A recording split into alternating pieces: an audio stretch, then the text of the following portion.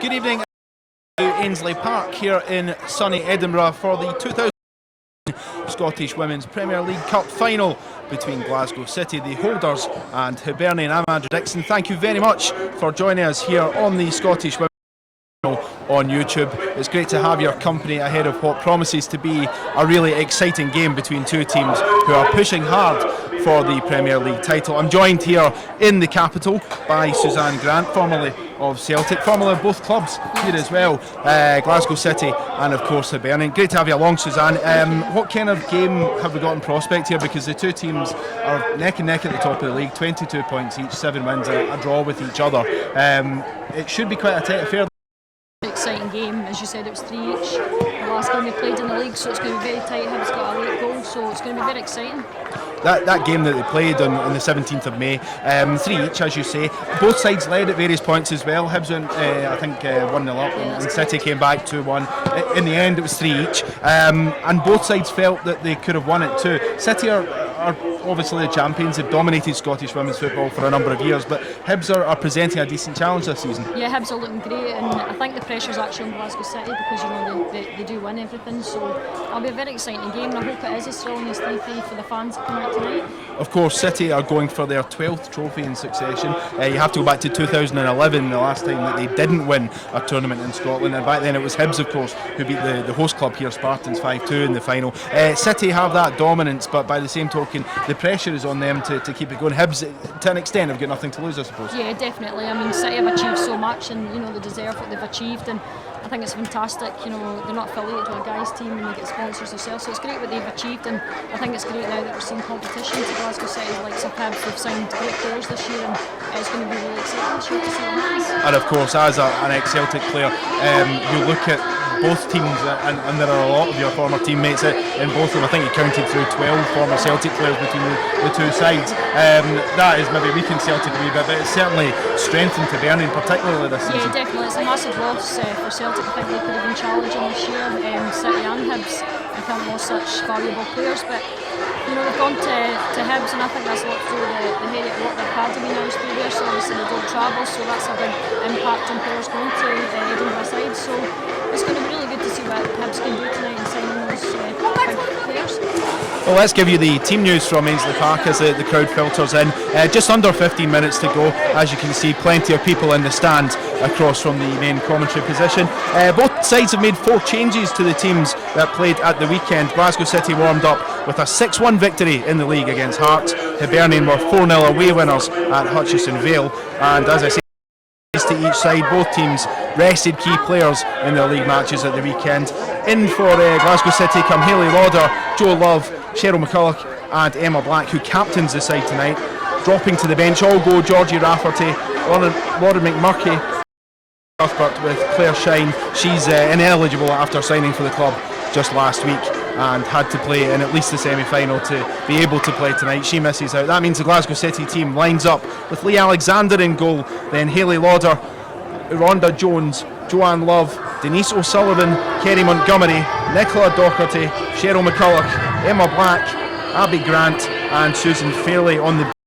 For the holders are Megan Cunningham, the reserve goalkeeper, Lauren McMurky, Georgie Rafferty, Leanne Ross, Fiona Brown, Erin Cuthbert, and a surprise inclusion. We all thought she'd retired, but she's back for one night only. Suzanne Lappin will come on to her inclusion in a moment. Hibernian, they also make 4 changes, and again, much the same as Glasgow City. They rested people at the weekend and have brought in some key players for this fixture. Coming in are the goalkeeper Jenna Fife, Abigail Harrison, Heather Richards and Emma Brownlee. Dropping to the bench, a quartet of players: Hannah Reid, Chelsea Cornett, Leah Tweedy and Claire Williamson. That means the Edinburgh side line up with Jenna Fife in goal, then Siobhan Hunter, Lisa Robertson, Lizzie Arnott, Lucy Graham, Kirsty Smith, Captain Joelle Murray, Abigail Harrison, Heather Richards, Emma Brownlee and Chloe Arthur. On the bench for Hibs are Hannah Reid, the goalkeeper, Claire Williamson, Zoe Johnston, Leah Tweedy, Simone McMahon, Amy Lynch and Chelsea Cornett. The match referee tonight is Nicole Andrews. Her assistants are Hayley Irvin and Vicky Allen, with the 4th official Jenny Carberry. Suzanne, looking at the teams there, we'll come on to Suzanne's inclusion in a minute because that's one that's taken a few of us tonight. 4 changes to each side. First and foremost, you expect at the sides at the weekend and looking at what their strongest possible lineups are. Yeah, I think they're both really strong lineups, and I think both teams have rested players that weekend building up to this game, and we can see that by the changes that were made. And I think it's going to be very exciting tonight. It's going to be a really close game. Suzanne Lappin, retired, as far as we were aware. Scored an awful lot of goals for City, played for a number of years. She left the club to basically retire and focus on her work life and her personal life as well. She felt that both of them were perhaps suffering because of the amount of time she was committing to Glasgow City. She's on the bench. We understand that she's been brought back in. She hasn't really trained at all in the last few weeks, but City have a lot of injuries, and she's been brought back in to effectively make up the numbers, I suppose. Yeah, I think she'll be there for precaution in case they need her to come on. As you said earlier, there is a lot of injuries. Glasgow City, unfortunately, have suffered before this game, so I think they'll be putting her there in case that she's needed to come on and help Glasgow City out. Of course, it's not a bad option to bring back in. She'll still be relatively fit. I'm sure she's not retired and just put her feet up completely, so she'll still be able to contribute if she is needed. Yeah, definitely. She's a massive player for the women's game, and it would be quite good to see her come on actually and do something for City, because she's a great person and a great player. You've won cups before, obviously. You scored a hat-trick in the 2006 Scottish Cup final, going back a bit there, 9 years ago, with Glasgow City. Of course, you won 5-1 against Aberdeen back then. You won the FA Cup with Arsenal as well. What does it take to win a knockout trophy? It takes a lot of hard work and dedication. I mean, players like the girls even out there today, they don't have really a social life. It's hard commitment to training and dedication, and teamwork as well. It's a team game, and you have to gel together as a team. So that's what it takes to get these cups. And of course, there are 5 players in each squad. We're in the Scotland squad, which went over to France last week. Lost narrowly 1-0 to the French in non. It's a great game in that respect for showing talent tonight. The Scottish national team has really risen up and is at a good level just now, and we'd expect we'll see that in the game tonight. Yeah, the national squad's doing unbelievable just now, and you can see that against France. We're going to the World Cup. It's just a narrow defeat, and it just shows where we are as a country and the clubs. We're right up there at top. Glasgow City doing well in the Champions League, so it's great to see that the Scottish leagues, we've got top quality players in the league as well. Well, while we wait for kick-off, let's just give you a little bit of background to this match and the records that the two teams both have. City, as we said, have won the last 11 domestic trophies in Scotland. Hibs were the last team to claim silverware other than Glasgow. That was back in 2011 in the final of this competition as they beat Spartans 5-2. The teams actually met in last season's final as well, right here at Spartans, and City were 3-0 winners. Eddie Walecki Black side winning through goals from Suzanne Lappin, who, as we say, is on the bench this evening for City, and Denise O'Sullivan and Jo Love, who both start the game. It was a one-sided match back then. You would expect that tonight will be a little more fiercely competed between the two. City have won the competition 5 times, including each of the last 3 versions of the event. 2 of their wins have come against Hibs, 3-1 in 2009 and 3-0 in 2014. Hibs have also won the competition 3 times, in 2004-5 beating Wraith Rovers 6-1, 2007-8 against Queen's Park Ladies, it was 4-0 back in that occasion, and as we said, in 2011 against Spartans. City have won the last 8 Premier League titles, but Hibernian had won the 2 before that in 2006 and 2007, with Glasgow finishing second on both occasions. The sides, Suzanne, they've really dominated Scottish football in the ladies' side of it, certainly for the last decade, maybe 12 years. They've been big forces, both of them, and while people who maybe don't know the women's game so much look at it and say, oh, Glasgow City are all over it, Hibs haven't been that far behind for a number of years now. No, when I was at Hibs many years ago, we dominated all the trophies as well, so it's got its flip side, and people move on, and older players have kind of moved on as well. So Hibs, we had a lot of experienced players, and obviously due to age, that's how it kind of evolved, that Hibs had to start against them. So it's great now that Hibs are coming back up now and challenging, and I think it's not going to be long until we get that. Of course, they've had that run, Glasgow City, of 8 titles in a row, going for 9, going for their 4th domestic treble consecutive. As far as domination goes of a football league and a football setup, theirs is right up there with anybody. You would imagine that if anybody's going to break that, it may well be Hibs. I know Rangers finished second last season in the league, but Hibs weren't far away even then, and they've strengthened, as we said, over the summer. You would expect that if a team is going to break that momentum that City have, it may well be the side they face this evening. Yeah, definitely, and I think there's a few other teams up there.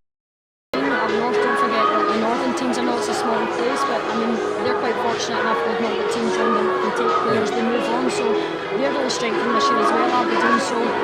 I would really say Glasgow City, Hibs, Aberdeen, Rangers are all going to be up there this year, and it's really good now that each club's rather than just City's getting stronger and stronger. So it's going to be a better league this year, I think, than it's been before. Well, by my reckoning, we're about 6 minutes away from kick-off. As you can see, the teams have gone back into the dressing rooms. We're going to take a quick break ourselves. We'll be back in a couple of minutes for the first half of the SWPL Cup final here at Ainslie. Glasgow City and Hibernian. We'll be right back in a couple of minutes.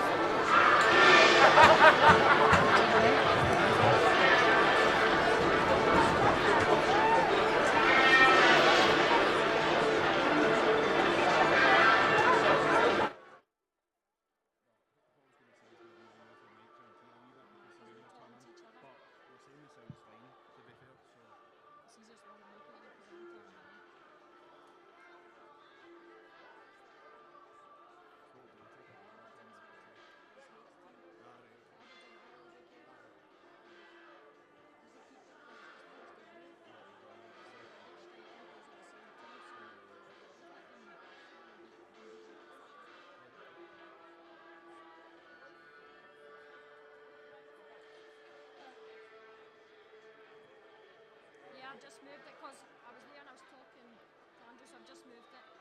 Sorry. Is that okay? Thanks. Thank you.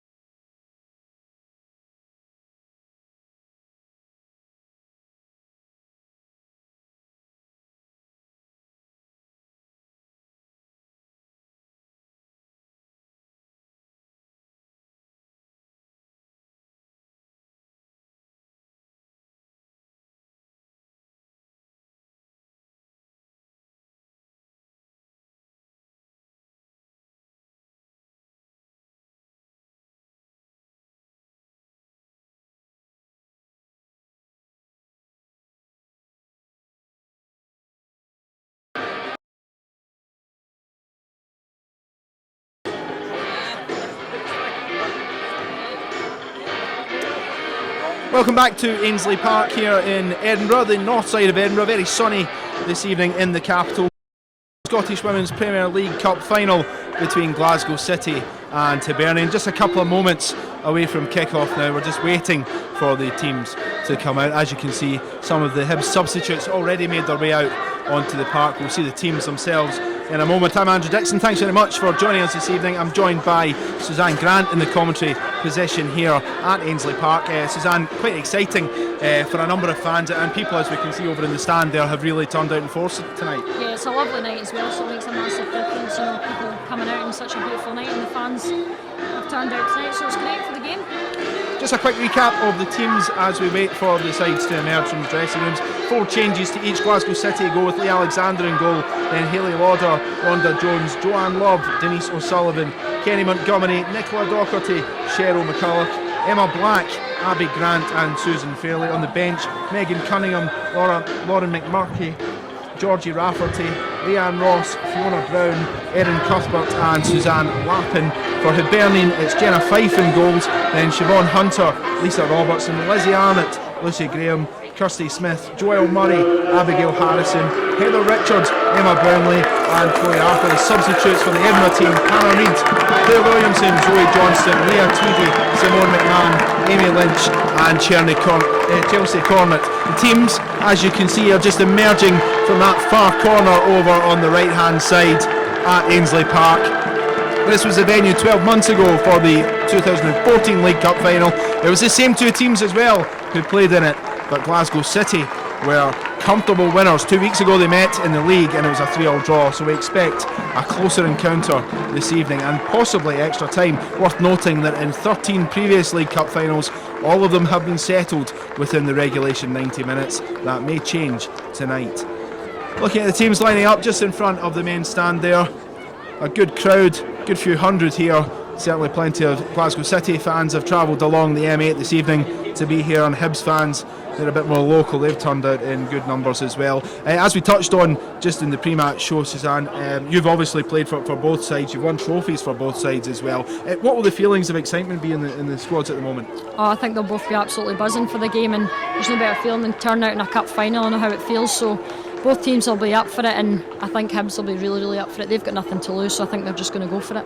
Hibs, of course, we touched on the fact that the teams are so close in the league, both on 22 points, 4 points ahead of Rangers, who sit in third. For Hibs, of course, there's the added situation where it looks as though in the 2016-17 Champions League, Scotland may well get a second place in that competition. It's an extra incentive, but certainly Hibs won't be looking to settle just for coming second and getting into Europe again. They'll want to win the title as well this season as the 2 cups. Yeah, definitely. I don't think any team would want to be second place, so Hibs will definitely be going out there to win the title. Well, we're just waiting for kick-off. Couple of moments away now, both teams just going into their groups in either half. A bit of last minute chat about what they will expect to do in the games. How do you expect both sides to line up, Suzanne? What kind of formations can we expect to see both playing in? I think Glasgow City will go 3 up top. Hibs, I'm not actually sure, they might just settle, but then they've got 3 good attacking players. Abby Harrison's really good, I know she's been playing through the middle, and then they've got Liz Arnott and Chloe Arthur left and right, so they might set up and just go for it if they've got nothing to lose, but then maybe just at the start they might go a wee bit defensive, so I'm not actually sure how both teams will set up as yet. Of course, Glasgow City have had some injury problems. That's really the main reason that Suzanne Lappin is back on the bench a few weeks after she played what we thought was going to be, and probably what she thought at the time was going to be her final game. Just how weakened are City by the injury problems they've had? I wouldn't say how weakened as such, because their whole squad is really strong, and you can see their starting 11 is their usual starting 11, so I think they're just having cover on the bench in case they get any more injuries, but they're still a really strong side. Well, just a minute or 2 away from kick-off now. Thanks very much for joining us here at Ainslie Park for the SWPL Cup final between Glasgow City and Hibernian. Promises to be quite an occasion, and it's Glasgow City who will kick things off, winning the toss. Denise O'Sullivan over the ball with Susan Fairley. They get the action underway. City just knocking the ball about in the early stages. Black plays up and it's an early throw for Glasgow City.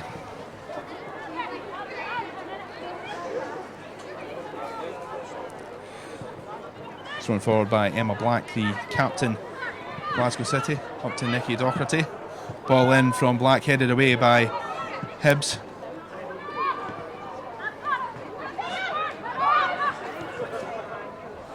Played through, and Hibs trying to break early. Ported foot there though from Docherty. and that one's cleared up to the other end of the park. Important, I think, Suzanne, for Hibs as much as anybody to keep it as tight as they can, and even though they have been that close to Glasgow City this season, they don't want to fall behind early and find themselves with a bit of work to do. Yeah, definitely. We can just see there Heather Richards is actually sitting in just now, letting them have it. I don't think they're going to go all guns blazing to start with. They've got to try and keep a blank sheet first, so we'll see how the game progresses, and then I think you'll see them starting to push more and more. O'Sullivan steps in under pressure from Lisa Robertson. Doesn't come off for Glasgow City, but they come forward once again. O'Sullivan in the engine room, the Irish international, spreads out wide to Nikki Docherty, and that's a corner for Glasgow City, the first of the game. A bright start from the Glasgow side. Corner to be taken by Abby Grant. She'll take it on this near side. Glasgow City are really strong at set pieces as well, so this is definitely a chance for them. Opportunity for Grant to get the ball into the mix. 2 minutes gone. Ball comes in as well. It's a decent delivery, just too far, and it runs out for a throw on the far side. Grant went deep, tried to find Kerry Montgomery, who of course plied her trade here last season for Spartans, the SWPL Player of the Year, but she just couldn't connect with that one. Ball played upfield. Rhonda Jones steps in. Doesn't make the most of that. And in the end, it's Hibs who win a throw. The ball bouncing off the roof of the stand.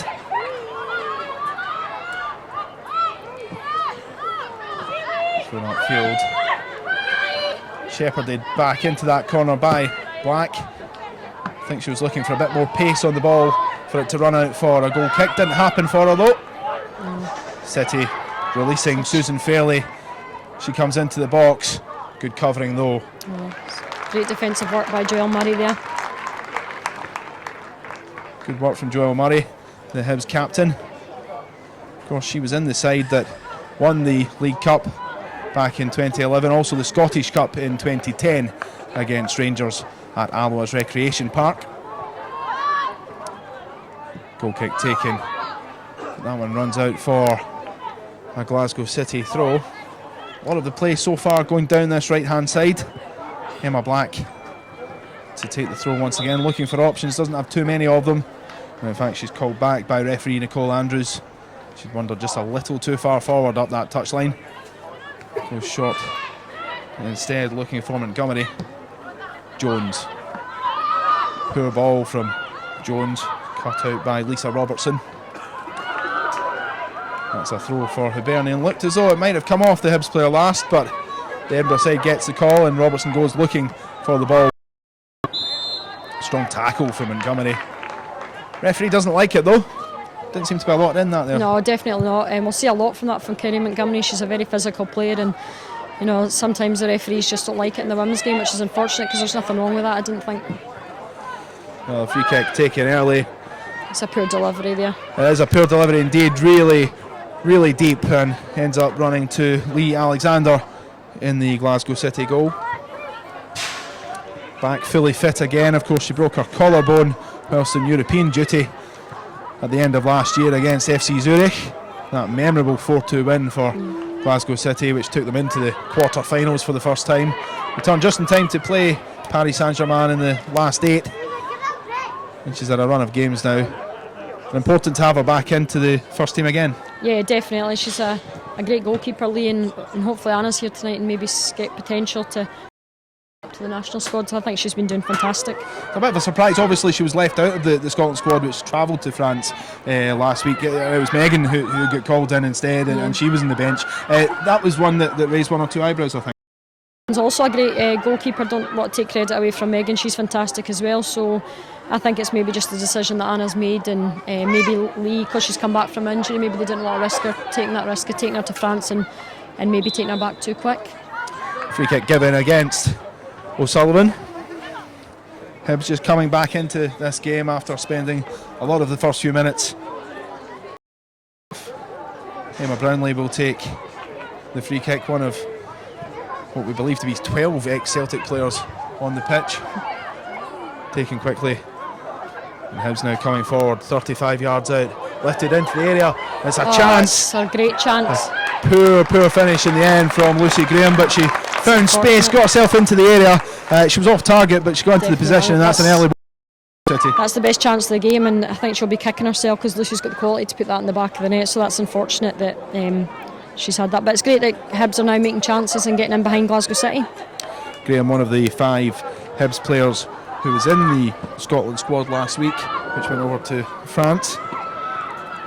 Signed by former manager Willie Kirk. Of course, it's Chris Roberts, who's the Hibernian manager now, stepping up from his role as assistant last summer. He's made a good impression with his side really pushing hard for that Premier League title this season. Played forward by Montgomery. That one just runs out of play before she finds Emma Black.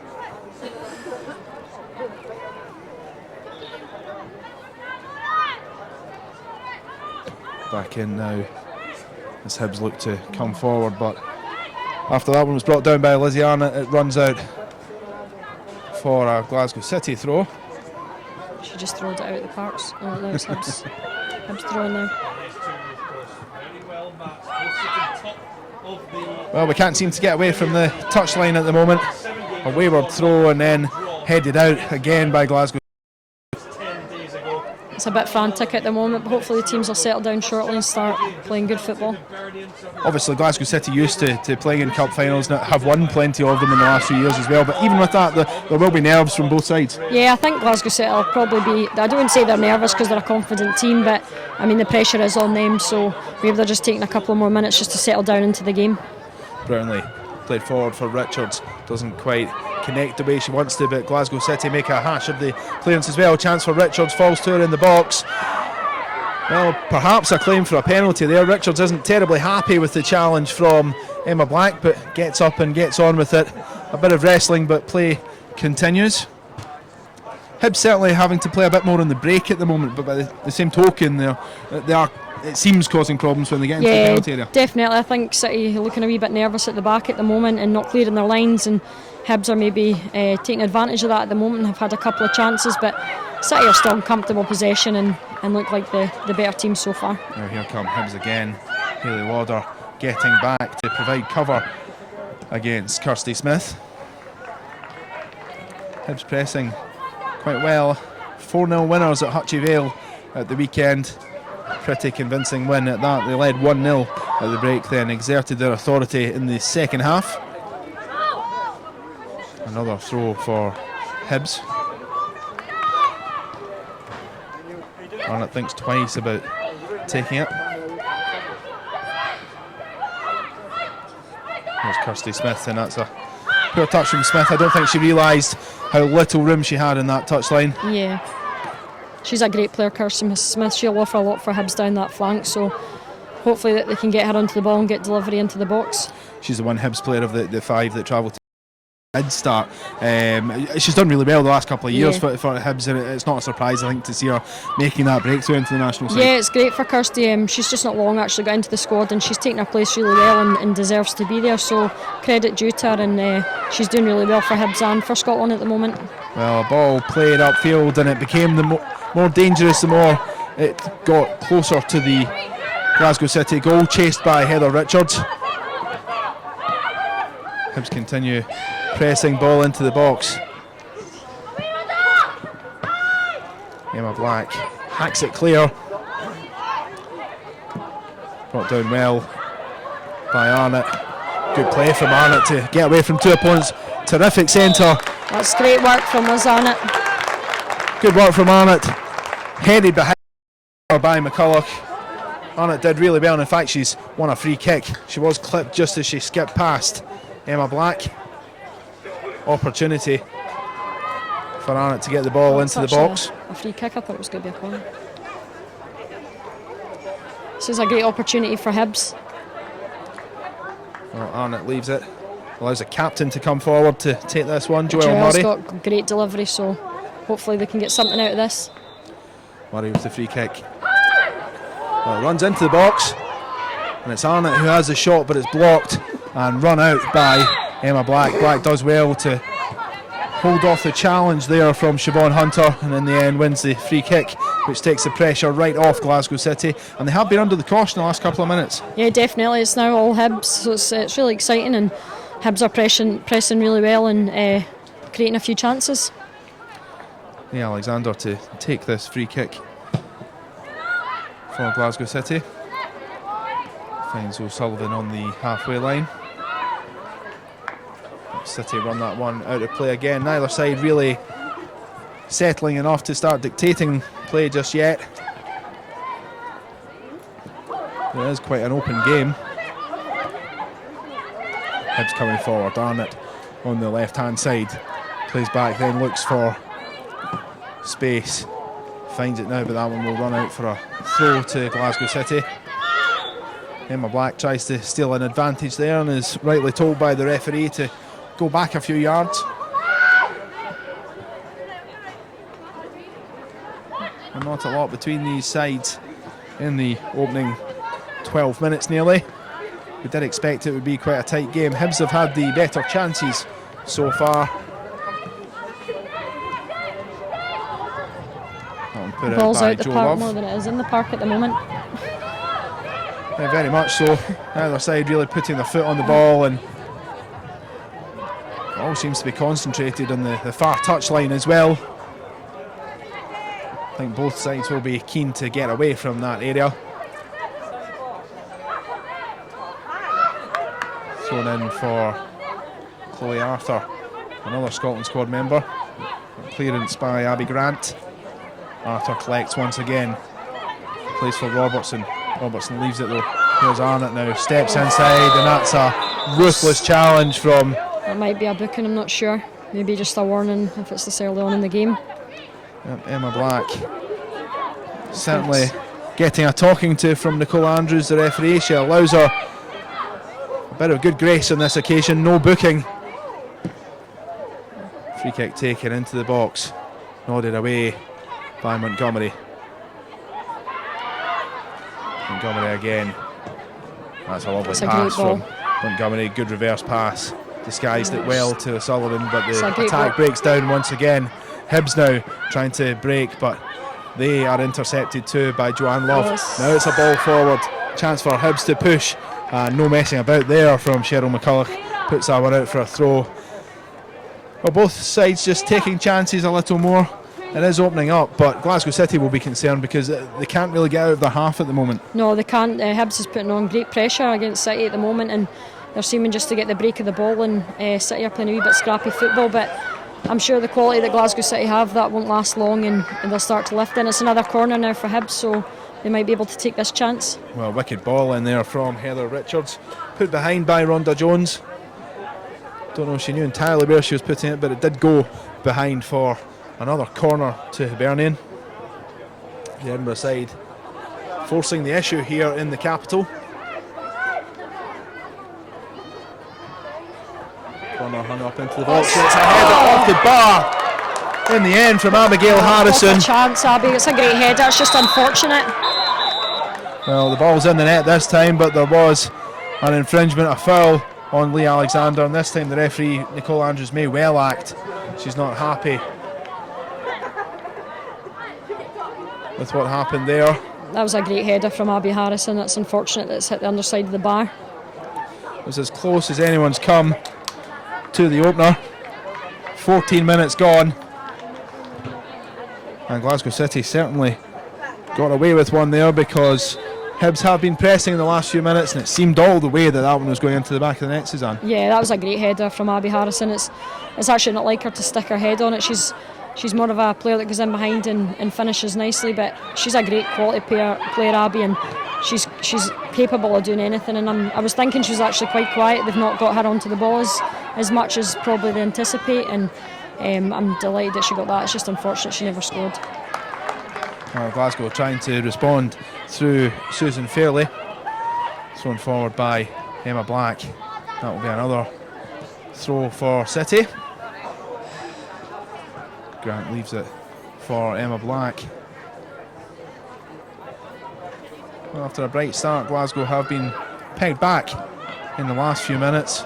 It still remains 0-0 though with quarter of an hour gone here in Edinburgh. Nodded down well by Robertson. And just too far for Lizzie Arnott there. She was on the bench in Nancy last week. Another player who's done well since breaking through at Hibs, and they're one that she's one rather that the people at the club have really had high hopes for again for another 2 or 3 seasons. Yeah, she's an absolute fantastic player, and she's still got the youth on her side, so she's going to be a big one to watch when she starts growing up, and I think she'll break into the national team in a couple of years. Just experience yet, and she's still young, so she's going to be a prospect for the future. Yeah, worth noting that the average age of the Hibs squad these days is 19. Yeah. And really they've done ever so well, and it's notable when you look through the Scottish youth squads. I think there was an under-23 training camp last month, and there was something like 8 Hibernian players in it. They've done really well with youth development, Hibs. Yeah, definitely. I mean, I think it's great now that we've got an under-23 player, and these players can get the experience of playing at national level, and Hibs are they're such a young team, but they've got so much experience because they all play at whether it's 17s, 19s or A squad level, so I think it's fantastic what Hibs are doing. Well, that one, I don't know if that counts as a shot on target or not. It landed doing a step behind the goal from Joe Love there. It does go down as City's first attempt on goal, but certainly nowhere near hitting the net. Hibs have another throw meanwhile up the other end. They're coming forward once. Chris Roberts, you'd imagine Suzanne will be pretty happy with the way his side has responded. They were a bit slow to begin with, the first 5 minutes or so. City dictated a little more, but Hibs have come into the game a lot more. Yeah, I think Hibs are now the better side. I'll be delighted from his players, and I think Chris has done a lot for the team and deserves the credit, and hopefully that Hibs can make them proud whether they win, whether they lose. All credit to Chris for what they've achieved. Well, it's a free kick to Glasgow City. Not made a convincing start to this game at all. Eddie Bilecki-Black, the manager, now 50. Been in charge for a number of years. First took up a position in 2009, became manager in his own right in 2011. He's enjoyed some successes, but his team may have to work a little harder to enjoy the same thing again tonight. Free kick comes in, and that one's smothered well in the end from Hibernian goalkeeper Jenna Fife. It was a free kick from Hayley Lauder, didn't really trouble Fife too much. No, I think it was too far out. I think Hayley was trying to get a wee bit more on it into the box, but I think Jenna done well collecting there, but I don't think it would have troubled her at all. This one looking for Hibs just trying to be a little intricate there with Kirsty Smith. They do get away with it, win the throw, but just a little too tight over on that touchline. Smith to take the throw. Not really get many options. Arthur tries to give her one. It's thrown up to Richards instead. Richards back to Smith. Inside now for Arthur. Wriggles away from Montgomery, but Montgomery does just enough to put her off. Glasgow trying to come forward, but again the attack doesn't really gather any momentum. Ball down the near side. Hibs coming forward. Well, the shot just charged down by Nikki Docherty.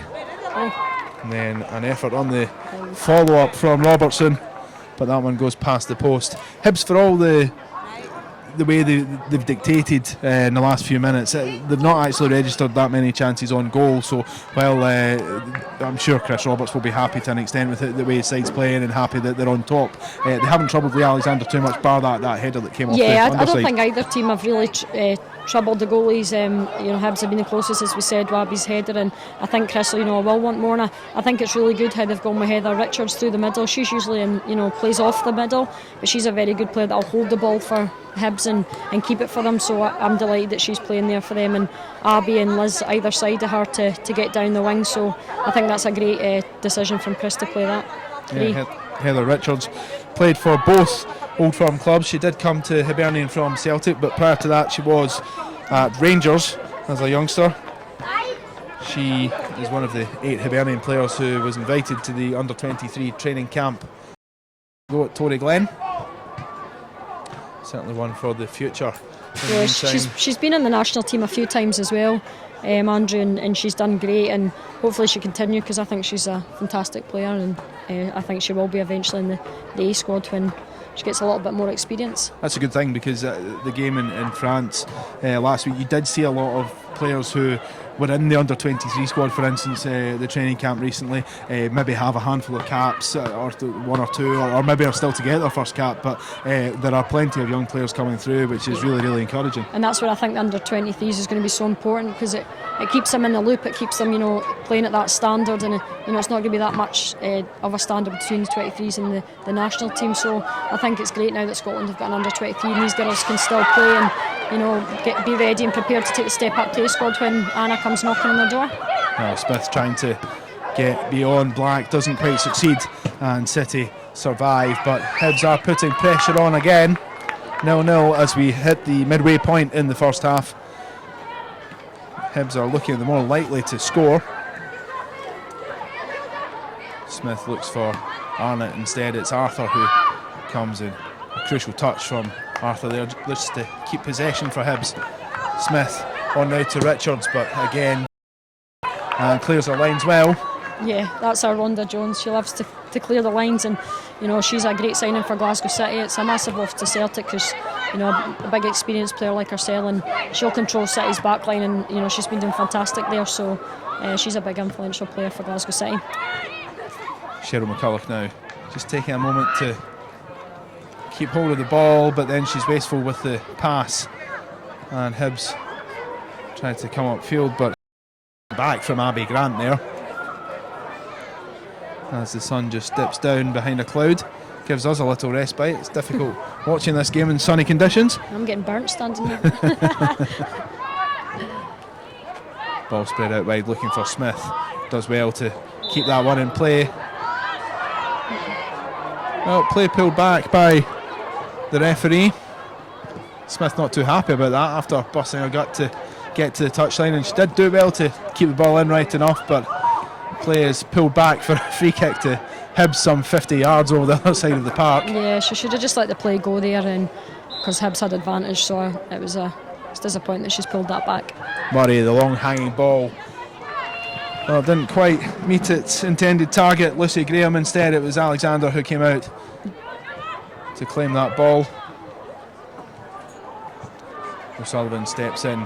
Nice touch from O'Sullivan, the Ireland international, played for her country over in the United States against the USA and Haiti just at the end of last month. Yeah, she's a great player, Denise, and she's been doing fantastic for Glasgow City, and I think she's playing reasonably well so far, and I think if they can get her on the ball more, they'll start to create more. Well, she signed a 2-year contract extension back in December. Denise O'Sullivan, still only 21, a bright prospect and a key player for Glasgow City, who have themselves a corner as they look to make a breakthrough. It's a decent delivery as well.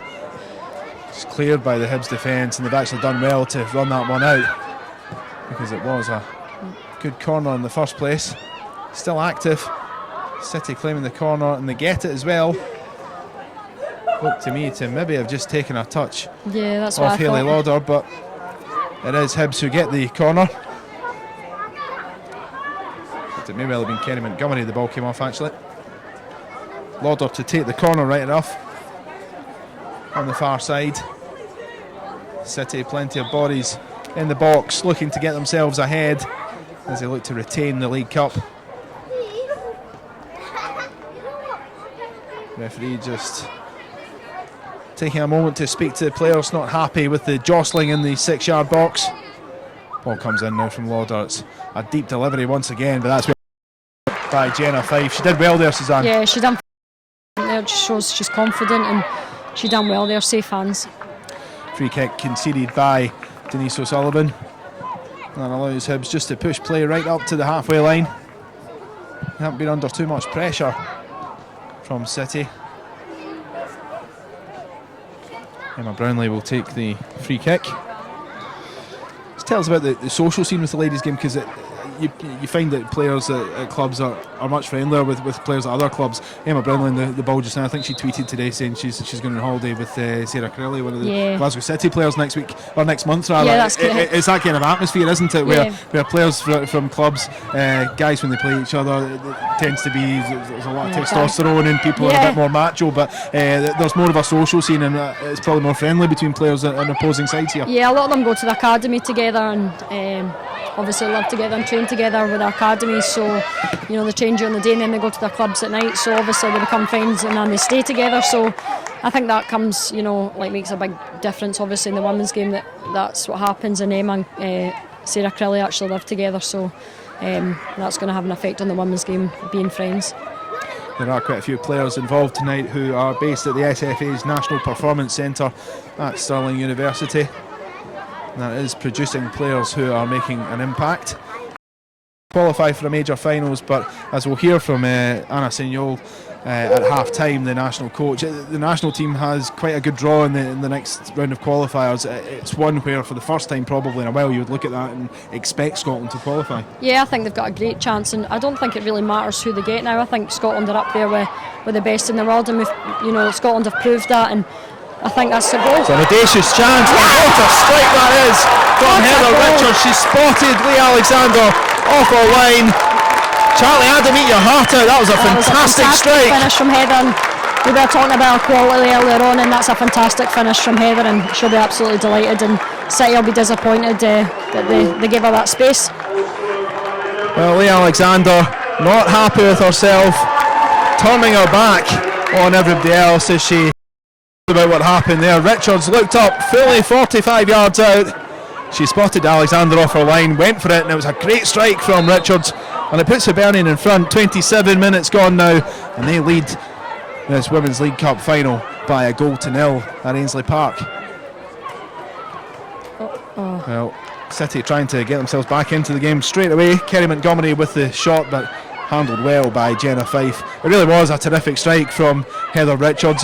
We spoke about what a prospect she is, and the fact she's been involved with the A squad, and she's already played some games for them, but things like that certainly won't do or cause any harm in the future as well. No, that was a fantastic finish from Heather, and she's got that in her locker. She's a fantastic striker, and she knew what she was doing. It wasn't just a flick shot. She's seen the goalie was off her line, and it was a fantastic finish, and all credit. Of course, Hibs leading 1-0 now.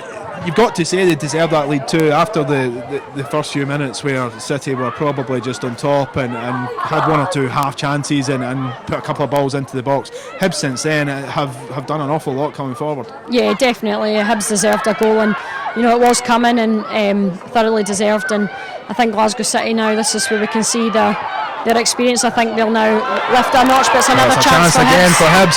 Shot saved by Alexander, still not clear. And it's Nikki Docherty who gets there to hack that one away. Redeemed herself. That was a fantastic save from Lee. Good save as Hibs poured forward. An opportunity to double their lead just a couple of minutes after going ahead. Here's Richards now. Back to Brownlee. Cross into the box, headed away well by Rhonda Jones. Docherty muscled off the ball by Richards, who then goes down. I think just more out of frustration than anything else, to be honest. Heather Richards, former Rangers teammates, her and Nikki Docherty. O'Sullivan just gets in ahead of Chloe Arthur, but can't make the most of it. Has another go at it now, the Irish woman, and lifted forward by Montgomery, looking for Fairley, but can't find her.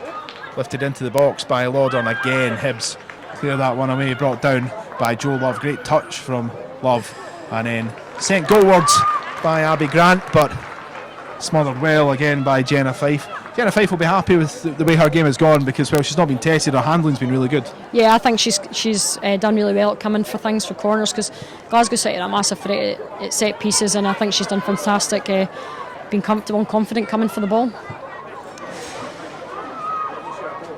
Well, Hibs just settling down after taking that lead a couple of minutes ago through Heather Richards. Great strike from her to break the deadlock in this 2015 League Cup final. The onus very much on City to try to respond. It's their manager, Eddie Weleke Black, who throws it up the line, trying to get his players going. He won't be happy with the way they've started this game. Hibs certainly looking quite comfortable, both in defence and when they come forward they look a threat as well, playing with a lot of purpose as they come upfield. Here's O'Sullivan though, trying to drag Glasgow back into it. Lovely ball, looking for Fairley, but again good goalkeeping from Jenna Fife. She anticipated that one really well. Yeah, she done fantastic there again, and you know, it's good for a goalie just to get a couple of, you know, good saves and confidence, and we can see that's happening for Jenna, and she's doing fantastic. Well, Hibs have won this competition 3 times before. They've won 11 trophies since they came into existence in 1997. Firstly as Preston Athletic and then becoming Hibernian in 99.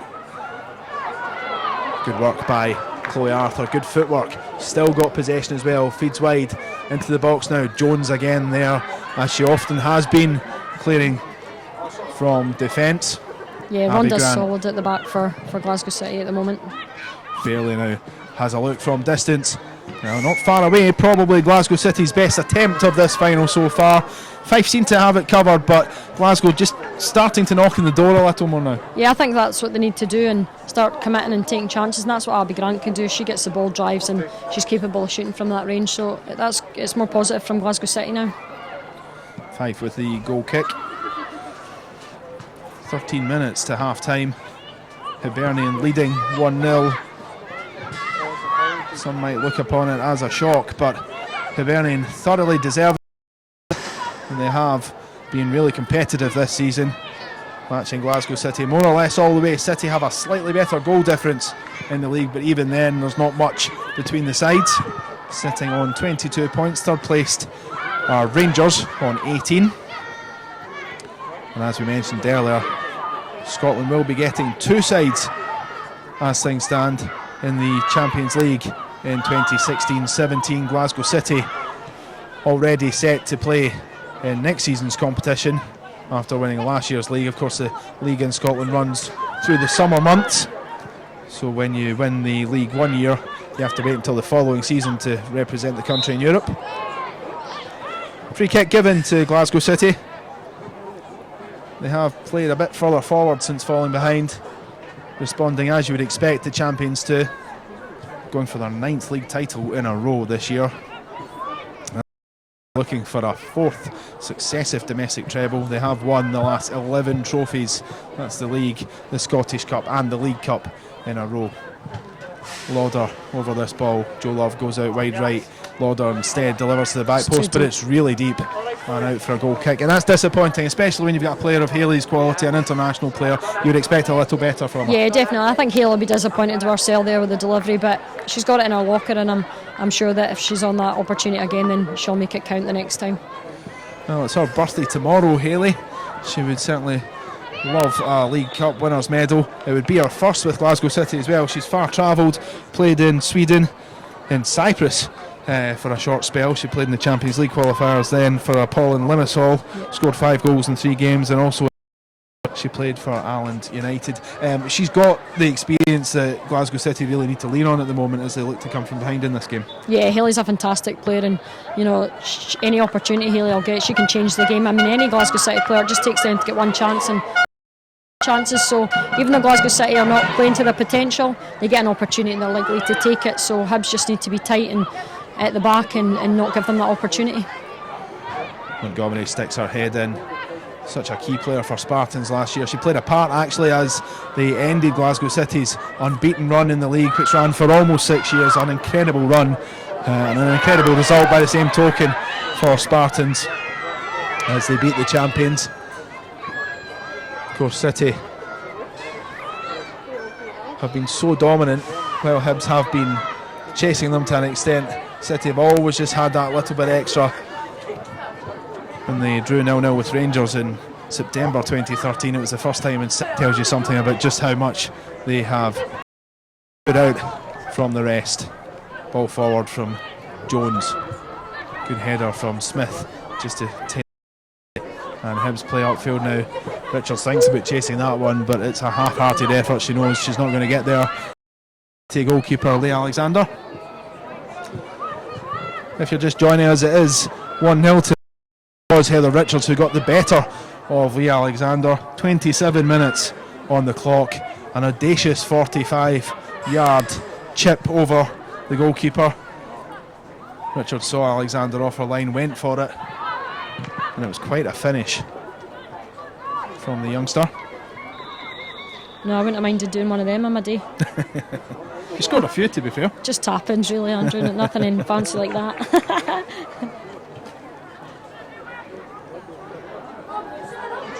Well, the sun is shining over Ainslie Park, but there are dark clouds over Glasgow City's bid for the League Cup as things stand.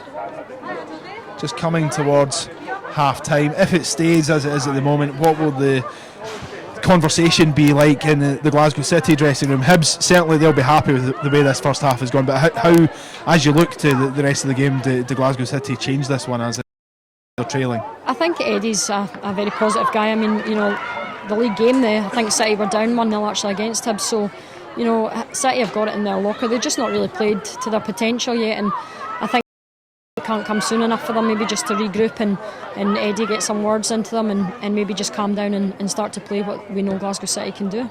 The thing is well, Glasgow City, they had so many changes, personnel in the summer, they lost a few players, they brought quite a few in as well. I don't even think that there's a case or a question, if you like, of complacency, because this is quite a new team that's been put together, and in that sense a lot of the players here are still looking for their first medal. Yeah, definitely, and I think Hibs are in the same position. They've got a lot of new players in as well, so I think both are in the same position, but Glasgow City, they're so used to having the same players for X amount of years, and I think this year for the first time, you know, they've players gone out and new players coming in, taking a little bit longer to gel, but the players that have come in have got abundance of experience, so I don't think it's going to be that long. Well, here's Arthur taking control, and well, it's actually Abigail Harrison, apologies to Abigail, committing a foul in the process. It's a free kick for Glasgow City. The colour over this one. Looks to get things going quickly. Black drops back to pick that one up. Takes possession once again from Joe Love. Forward to O'Sullivan, out to Grant. City just trying to push their opponents a little more. Black with the ball upfield, but it's an ambitious one for O'Sullivan to get on the end of, and it's good work in the end from Siobhan Hunter to deal with that one. It'll be a throw to Glasgow City, rather, in fact it is a corner. I thought she'd just done enough to keep that one from going behind, but Lauder will take the set piece on the far side. Corner taken now by Lauder. It's a better delivery this time. Fife goes for it, and it was Nikki Docherty with the shot. Scrambled away by Hibs. For the first time they just looked a little vulnerable at the back there, and Black is wasteful as she tries to play that one upfield. And a chance for Hibs now to break. Jones having to come back, she slides. It's a good challenge. It's a great challenge from Rhonda Jones, and that's why she's so influential for Glasgow City. She's solid at the back, and she's fantastic at those challenges. It did look for a good couple of seconds there as though Lizzie Arnott would get there just in front of her, but good work from Rhonda Jones, experienced defender, and she showed all her years of experience there as she slid in at just the right moment to stop Hibs from threatening her goal once again. Here comes City trying to come forward. Lauder lifted forward to Black. That's a good ball from Lauder. Black makes it a bit harder for herself though. She lifts into the air, but she keeps control. Loses it though to Hibs. It's a poor delivery from Emma Black, the captain. Joe Love, and that's a wayward pass from Joe Love. Frustrating for Glasgow because every time they come forward, or certainly most times they come forward, that final pass just isn't quite right. Yeah, they're causing errors for themselves, and it's not like them. They're usually really comfortable on the ball, and they're making silly mistakes, and hopefully it doesn't end up costing them the game. Well, Sullivan goes for that one. She wins the throw, which Black will take once again. Just looking for options, not many of them. Joe Love another experienced campaigner. Played in Europe way back in the day for Kilmarnock when they were the leading force in Scottish ladies football, but you have to go back quite some time for that to have been the case. Black again with the throw there on Fairley, but she keeps going, skips away from Hunter. That's a good delivery as well, but Kenny Montgomery just doesn't connect. It was a good opportunity, Suzanne. Yeah, definitely. That's good to see Susan Fairley doing what she's good at and taking players and putting a great delivery into the box, and I think Kenny Montgomery will be disappointed because she usually takes the chances. Docherty back to McCulloch. Jones. Glasgow trying to build from the back. Jones trying to encourage Emma Black to come to her, but Black stays out wide instead, right on the touchline. Back to Jones, but it's a poor pass from Emma Black, and it's a chance now for Hibs to break. Richards is peeling away in the middle. Jones gets in again, and that's another crucial interception from her. Yeah, that's fantastic defending again from Rhonda Jones. Emma Black gave the ball away too easily there, and it could have been another chance and goal for Hibs, but lucky Rhonda was there. Forward by Murray. Offside flag has gone up though on the near side. Look just for a moment there as old Lucy Graham would get the opportunity. Frustration for the Hibernian player though, and relief for Lee Alexander.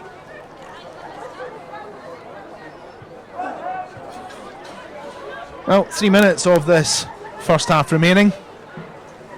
Hibernian leading Glasgow City 1-0 as they look for their first League Cup since 2011, their first trophy since 2011 as well. They're well placed at this stage to get it. City are pushing though. They've responded relatively well, Suzanne, I suppose, to falling behind, but still no clear-cut opportunities. One or two chances, that one from Docherty just at the corner, which caused a little panic for Hibs, but otherwise, again, the Edinburgh team hasn't really been too troubled. Yeah, they haven't been troubled that much from Glasgow City, but there's still a second half, and we know what they're capable of doing, so I'm sure Glasgow City will come out the second half and make it more difficult for Hibs. Well, we are going to hear from the Scotland manager, Anna Signol, just shortly. She's been in the job more than 10 years now, and she's made great progress in that time with the national side. Well placed in the rankings, now 12th in the UEFA rankings as well, which, as we said earlier, merits a second club place in the Champions League 16-17. We'll hear her thoughts on the game and also on the progress Scotland are making as a whole, just shortly.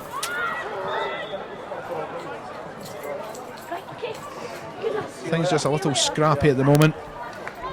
It's been a decent game this first half though, while it has been scrappy at times. It's certainly been competitive and it has been quite even for all that the Hibs have come forward. There hasn't been a lot between the sides. Yeah, definitely. I think it's really close, and the fans have turned out tonight, and it's absolutely fantastic that they've got an exciting game to watch, and it's all to play for really still in the second half. Even though Hibs are 1-0 up, it's still all to play for, so it's exciting. Emma Black lifts it forward, but again it stood so strong for much of this first half, and they did well there. Here's Richards, turns now. Hibs pouring forward, chance from distance, this time though off target. Well, I suppose when you see Heather Richards scoring like she did, you can't blame the Hibs players for having a go once again. Yeah, I think Liz Arnott's just seen Lee slightly off her line and she's tried it, but comfortable there and covered herself, and it was not a bad effort from Liz Arnott. It's rare that you catch a goalkeeper like Lee Alexander once with that kind of attempt. Doing it twice in the one game, I would imagine has not happened before. It's unheard of. Definitely. I mean, Lee's doing fantastic for her club, and I think she'll maybe be a wee bit disappointed. But saying that, it was a great finish from Heather Richards. Well, Hibs have been the better side in this first half as it creeps to its midway point. Just a few seconds plus whatever injury time is added on left of the opening 45 minutes. Glasgow City with it all to do in the second half if they are to keep that bid for a fourth consecutive treble alive. It would be their 12th trophy in succession domestically if they were to get it. But the team which reached the last 8 of the Champions League, midway point. That goal from Heather Richards, 27 minutes in, separating the sides. Your first half thoughts, Suzanne? I think Hibs deserve the lead, and I think they'll be delighted going into half-time 1-0 up, and I think Glasgow City will be very disappointed with their performance, but I think they're going to full guns blazing.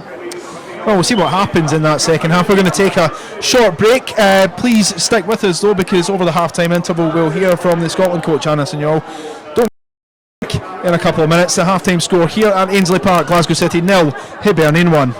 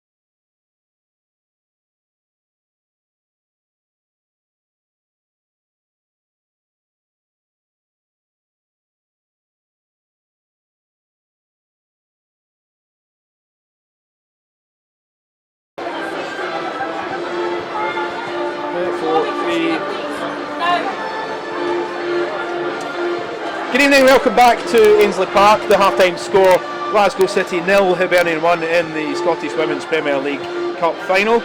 Delighted to say I'm joined at half-time by Anna Signol, the Scotland coach. Anna, it's been a really entertaining first half, I think it's fair to say. Relatively even, deserving to have the upper hand at this stage. Yeah, I agree with you. I think it's, first of all, very competitive, and that's what we want to see. I think I think many people enjoy that Hibs are challenging Glasgow City. Yeah. Maybe Glasgow City doesn't think that's as enjoyable, but I do think it's good for Glasgow City, and they want some competition. Yeah. They want these games as well, because this will develop them and make them work harder.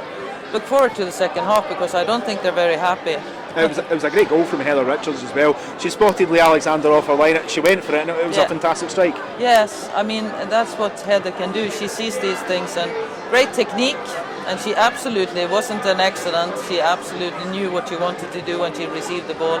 I think that's what this game shows, great skills, you know, and also the athleticism, speed, 1v1 challenges. I think this game has everything. Yeah, we were discussing in the first half commentary with Suzanne that with Scotland doing as well as they're doing and the clubs doing as well as they're doing, the ranking is now high enough to merit a second Champions League place, which I'm sure you'll be delighted about as well as the national manager, because you have 10 players, I think it was, who were away with you last week in the squad for the game in France. They're involved tonight, so you'll be pleased to see that more of your players can get European club experience. Absolutely, and you know, that will inspire the clubs under Hibs and Glasgow City. I'm not saying that I gave it this spot to the two of them, because it's also fight for, but it really is the best thing for development is competition, and to get 2 spots in Champions League, that is just being for other clubs to see this possible.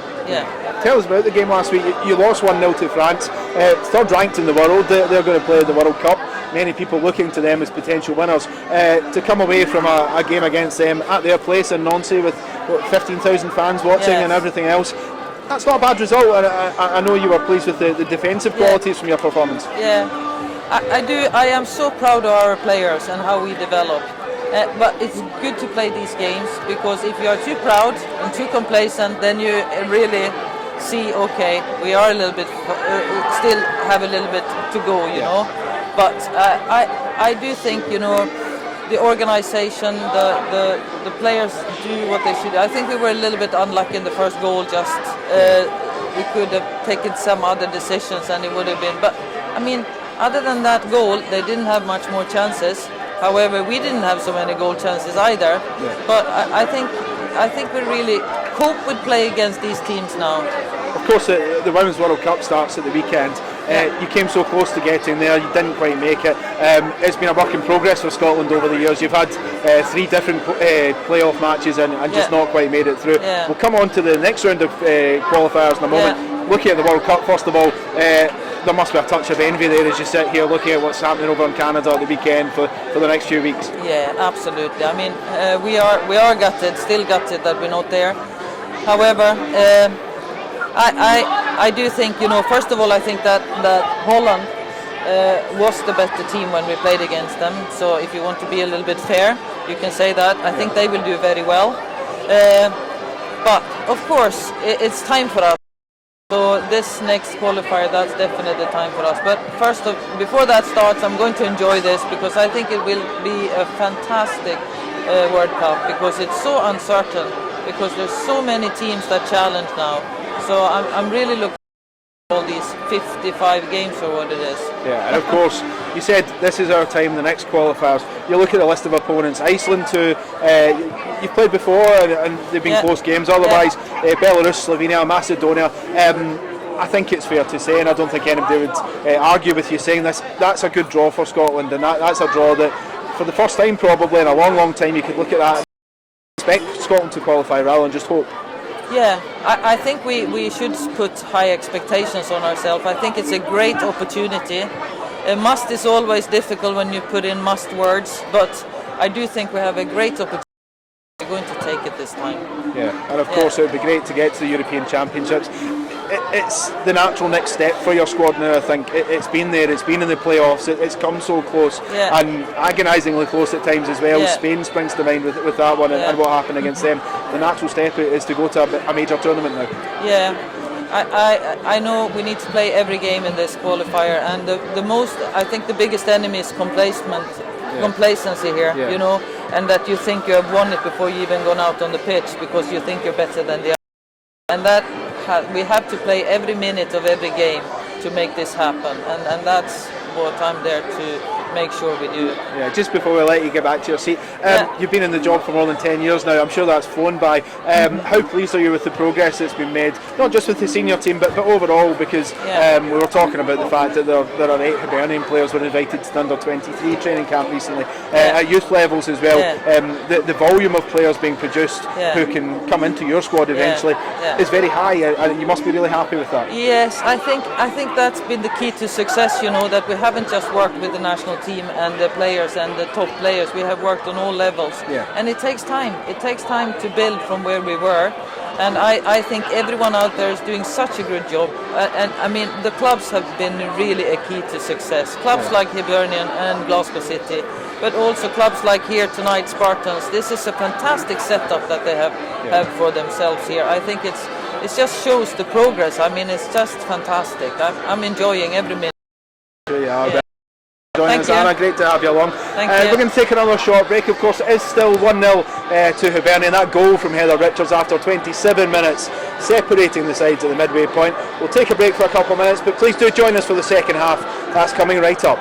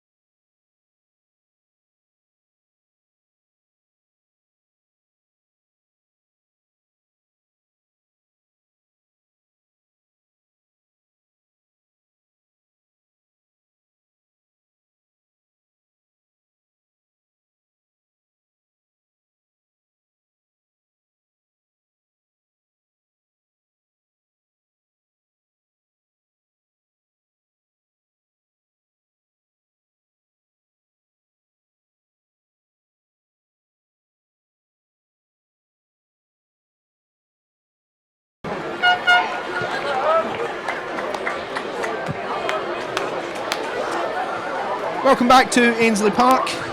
The sun is just starting to set, but we've got another 45 minutes at least of action for you from the Scottish Women's Premier League Cup final between Glasgow City, the holders, and the leaders in this game. They lead 1-0. The goal coming after 27 minutes from Heather Richards. A fantastic strike it was as well, scoring from 45 yards after spotting the Alexander off her line. It was reminiscent of Charlie Adams' goal a few weeks ago for Stoke City against Chelsea. Was it as good, Suzanne Grant? It was up there as good, yeah. It was a great finish from Heather, and I think she'll be delighted with that. But I think we're going to see a different second half here, and I think Glasgow City are going to come out and go for it. Well, City, of course, they are trailing in this game. They did play Hibernian on the 17th of May in the Premier League. It was the one game in which both sides dropped points this season. A 3-3 draw between the two. and both sides came away feeling that they could well have won the match, so that perhaps tells you something about how confident both were going into tonight. Spoke to a couple of players yesterday, Joel Murray, the Hibernian captain, and Leanne Ross, who's on the bench today for Glasgow City, and both of them felt that they could go on and take another victory in what's been a great season for both sides this evening. But it is Hibernian who have the upper hand at the moment as we get the second half underway. O'Sullivan steps in, but just crowded out there by Chloe Arthur. City pour forward again with pace, bursting down that near side, and good work from Kirsty Smith to deny Abby Grant as she tried to make progress. Throw from Black. Fairley goes for the ball, but that's hacked clear by Lisa Robertson. O'Sullivan 20 yards out, spreads wide to Emma Black, the City captain. A dangerous ball into the box, but cleared well by Siobhan Hunter. Again back to Black though. O'Sullivan almost fed in fairly there. It was a good ball from O'Sullivan, but it just got caught under Fairley's feet. Richards and her Hibernian teammates claim for a free kick. Referee allows the advantage the other way as well after Nikki Docherty falls, and then down goes Kerry Montgomery, who can't believe she's not got a free kick. Again, play continues though. Richards out to Arthur, now out wide for Lizzie Arnott, and that one's just too far for the Hibernian player to reach. One or two tasty tackles there, but the referee I think has a reputation perhaps for dishing out cards a little too easily. On that occasion she let play continue. Yeah, I thought that was a foul there, and it's not like her not to give a foul there. We know Nicole a lot in the league, and she usually is quite harsh. So I'm surprised that she let that one go. Well, Hibernian coming forward again through Arnott. Good interception though, and now it's Grant. I think we can see the difference now. Glasgow City have stepped up. I mean, that's what they're capable of doing, and they've come out straight away and they've started to attack and put Hibs under more pressure. Ball into the box, gathered by Jenna Fife. Not a particularly troublesome centre from out wide. That one's touched by Docherty. That will run out for a Hibs throw.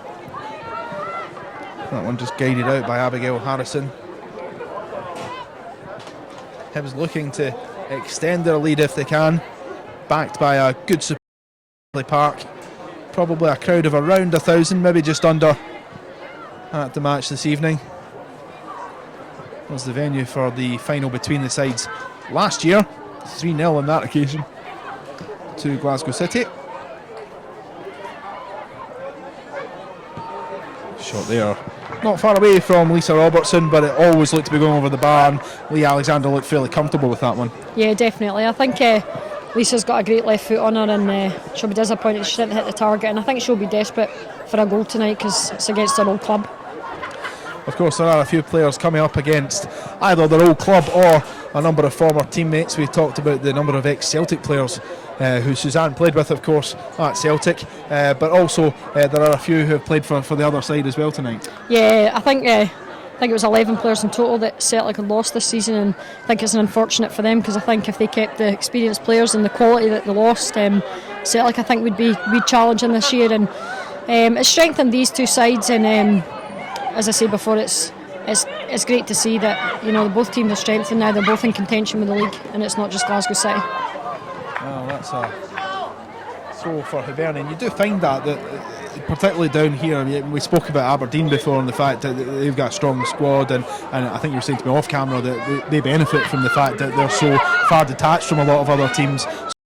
They lose players because they don't have other clubs to move to up in that region, but you do find in the central belt that a lot of players ultimately end up going to Glasgow City if they're good enough at some point, but they do move around between the likes of Hibs, Celtic, Rangers as well. Yeah, I think it's an advantage and a disadvantage for Aberdeen because experienced players don't necessarily want to travel up north, and they don't live up north or have jobs, so I think it's hard for Aberdeen to get better players in as such, but yeah, and they do keep the players that are there which they can develop, and which Aberdeen have, and they've done fantastic, and I think they're definitely in for contention this year. City are trying to force the issue a little bit here. Joe Love trying to come forward. She stopped in her tracks, and then a free kick is given for Glasgow City. Rightly so as well. There's a fairly ruthless foul there from Siobhan Hunter. This is a great opportunity for Glasgow, capable of taking chances with set pieces, but first I've shown they haven't, so hopefully they can take a chance from this. Well, it's Hayley Lauder that's over the free kick. Joe Love is there as well. You would expect that Lauder may hit this one, and she steps over it. It's for Love instead. Love has a shot from distance, smacks the bar. Joe Love not far away from a leveller there for Glasgow City. They still remain on the attack. Lauder up against two Hibs players. That's a crucial touch there just to take that one away from Lauder, who eventually wins the throw off Chloe Arthur. Fantastic strike from Joe Love, not far away at all. That was a great strike from Joe Love, and I think it was a well worked, maybe because Hayley's maybe not had the quality that she wanted. Maybe Joe thought she's confident and step up and take a shot, and it was a great strike, and fortunate it's hit the bar. Well, Glasgow are continuing to press. They've got a corner taken shot by Fairley to Lauder, and it's another corner. Abigail Harrison getting back, not happy with the organisation in the Hibs defence there, and Glasgow are starting to put them under a bit of pressure. Corner to be taken by Grant, and in fact the referee just stops her in her tracks. Nicole Andrews isn't happy with the ball's position. It's just outside the D. In comes now though, and that will be potentially another corner. No, it's kept in by Robertson and then put out of play by Hayley Lauder, and with that the pressure comes right off Hibernian. For a couple of minutes there it looked quite tricky for them as Glasgow pressed, and as you said, just a couple of minutes they have started this second half quite brightly and with an extra spring in their step, if you like. Yeah, definitely, that's the Glasgow City that we know, and I said it would be a different second half, and I think Glasgow City have come out the traps and they're definitely putting more pressure on Hibs at the moment. Here's Grant. The bust tackle from City, just the way Hibs just reminding them that they are the leaders and they won't be giving their advantage up lightly. City having to try different things to get themselves back into this game. Grant touches out to Love. Love spreads wide, but Kirsty Smith reads that one well and puts that one out for a throw before Emma Black can take advantage. I think Glasgow City are now getting the ball down. Sorry, Andrew, and starting to play. Well, that one goes Hibernian's way. They perhaps did expect that City would come back up at them in the early stages of the second half. I suppose for them they'll expect maybe 15-20 minutes of pressure, but their job simply at this stage will be soak it up, frustrate, and then maybe try to hit in the break. Yeah, definitely. I think that's maybe what Eddie's gone in at half time, said to Glasgow City they need to put more pressure on, and I think we can see straight away that they've done that, and I think Hibs will just be now focusing on staying tight as a unit and not letting City take their chances and getting behind. Well, Hayley Lauder looks up to the skies, frustrated that she just put too much in that one again. Her deliveries have often just been a little too heavy this evening, and that one, looking for Susan Fairley, fell into that category as it ran out for a goal kick taken by Jenna Fife. She hasn't really been too troubled in this game, Fife, but when she has been called into action, her handling has been good and her positioning equally so. Love trying to come forward again, well read by Siobhan Hunter. Steps in well, almost plays herself into trouble under pressure from Denise O'Sullivan. Cleared upfield once again by Fife, nodded back. Robertson touches it to Joelle Murray. A good header there, brave header from Lisa Robertson. And Chloe Arthur shows good feet to step away from Kerry Montgomery, who has earned a talking to from the referee. Yeah, that was great footwork from Chloe Arthur there, and that's what she's really good at, and it's unfortunate for Kerry that don't know now she's going in the book. She's had a few tackles, but no, I think it's just another caution for her. Well, no sign of a yellow card yet. Referee thought about it again, but she's kept her book in her pocket so far.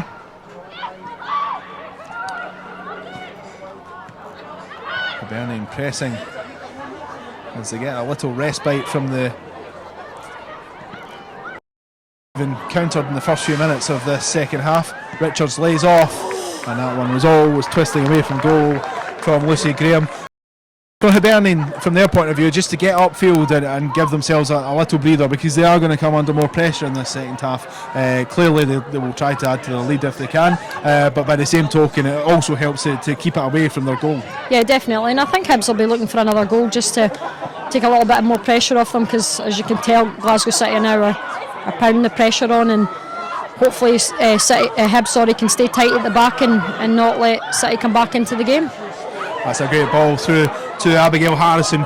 Crucial interception from McCulloch there, because if she hadn't got there, Harrison was in on goal. Good ball through to her, and Glasgow City just escaped that one and no more. Little barge in the back on O'Sullivan, but continue. Jones forward now to Lauder. Good pass from Jones. Lauder immediately has two players on her back.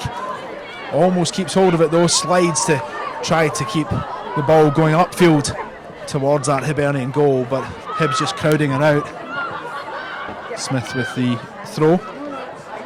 Thinks about throwing back to Hunter, but Susan Fairley is in fairly close proximity and decides against that option. Glasgow do take advantage though. And Jones plays back to Lee Alexander, who takes the ball on her chest.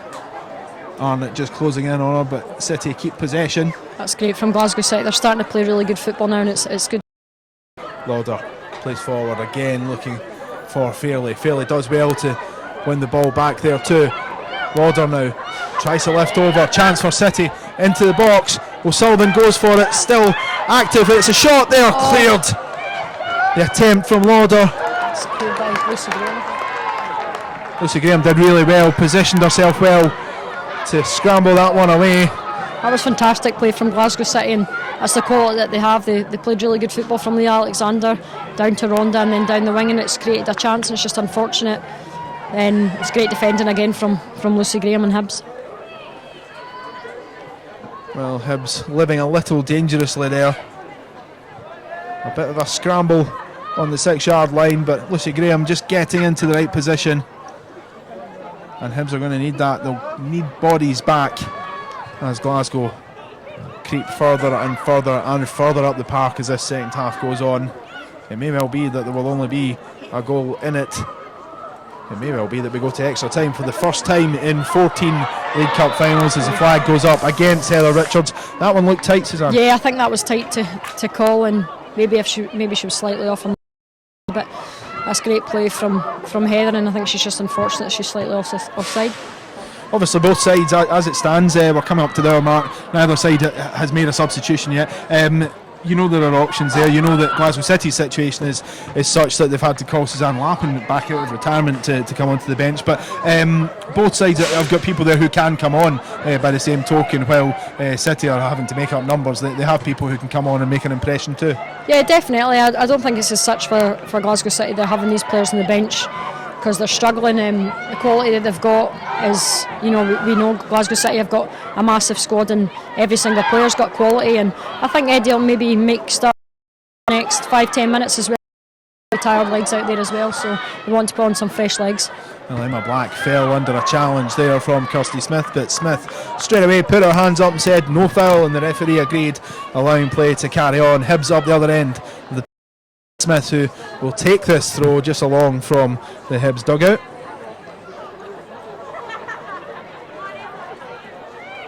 And that one, Glasgow City throw. Montgomery, good ball out wide. City trying to open up a little bit on the left-hand touchline through Grant. Jinking into the box, does really well. Denise O'Sullivan could maybe have taken that on herself, but she tries to play it wide again, eventually gets it there. Nikki Docherty, good touch to bring it onto her right foot. Lovely cross into the box that's now. Great defending. An important header from Siobhan Hunter. That's O'Sullivan a great ball was in there. Fairley too. And the attack's still not over. Onto Fairley, brings it down, goes for the volley, and then another good interception, this time from Chloe Arthur. Hibs are really hanging in there, but good defending from a couple of players there, Arthur, and then as you say, a good header as well from Hunter. Yeah, definitely. Glasgow City are now starting to play the football that we know that they can play, and it was a great ball in there from Nick Dock, and it's great defending again from Hibs, and I think Hibs are going to be tired by the end of this game if it continues this way, because City are pounding the pressure, and I think Hibs, though, they're defending well, and hopefully they can hang on. For all that the sides are close to each other this season, and we've certainly seen that tonight, and we saw it with the result a couple of weeks ago. Whenever City do lose, it's very rare that they would lose by more than a goal. I think that the game against Spartans last year, that was 1-0. It may well be that if Hibs are going to win this one, it's going to be 1-0. Yeah, definitely, and even though it's 1-0, I think Glasgow City backline, especially Cheryl and Rhonda, have been really tight as a unit in there, and I think Hibs have not really threatened Glasgow City through the middle. It's just been Heather's, outstanding goal it's lost them the goal. So City still need credit where it's due, and I think they have been tight at the back, and now they're putting the pressure on. I think maybe City are going to get a goal soon if it carries on this way. Well, Hibs haven't got a great record in cup finals, it has to be said, against Glasgow City, but bearing that in mind, they did win 5-1 in the Scottish Cup in 2007. Really a shock result then. City perhaps didn't have quite the same stature as they do now, but they were the leading force in Scotland at that point. Otherwise, they have lost in Scottish and League Cup finals to the Glasgow side. That, I suppose, it's a few years ago now, that 5-1 victory, but it doesn't happen in a cup final, even a big surprise like that. Yeah, definitely. Cup finals, everybody goes out and gives 110%. I'm not saying that they don't any other game, but it's a big occasion. The family, friends, fans, they all turn out, and it's the big stage, and everybody wants to win. So anything can happen on cup final day. Well, there's a player down on the far touchline, and it is Lucy Graham. Hibs weren't too happy the play was allowed to continue there. The problem for them, though, was that Graham was off the park, so it could continue. She's back up on her feet now. Seems to be okay. Just looked a bit of a sore one for her there. Yeah, I think it's maybe the way she's landed. I'm not sure. It's getting a wee bit heated now, and it's kind of good that teams are just passionate now and wanting to win, and a couple of strong challenges are going in, and it's good to see, and hopefully it just stays clean and fair. How important is discipline going to be at this stage? Because clearly City are probably a bit more experienced in that respect, in terms of seeing games out and making sure that they get results, and the added experience of playing in Europe as well, and at a good level too. It's like a few years since Hibs played in European football. By the same token, though, even the most experienced teams can lose their discipline. Yeah, definitely. I got sent off my last game of the season. I've never had a red card in my career, and it's just unfortunate. I lost my cool, and I swore at the official, and these things happen, and as an experienced player you should know that shouldn't be done. These two teams are both disciplined, and hopefully that no foul play will happen, and because I think it can change a game.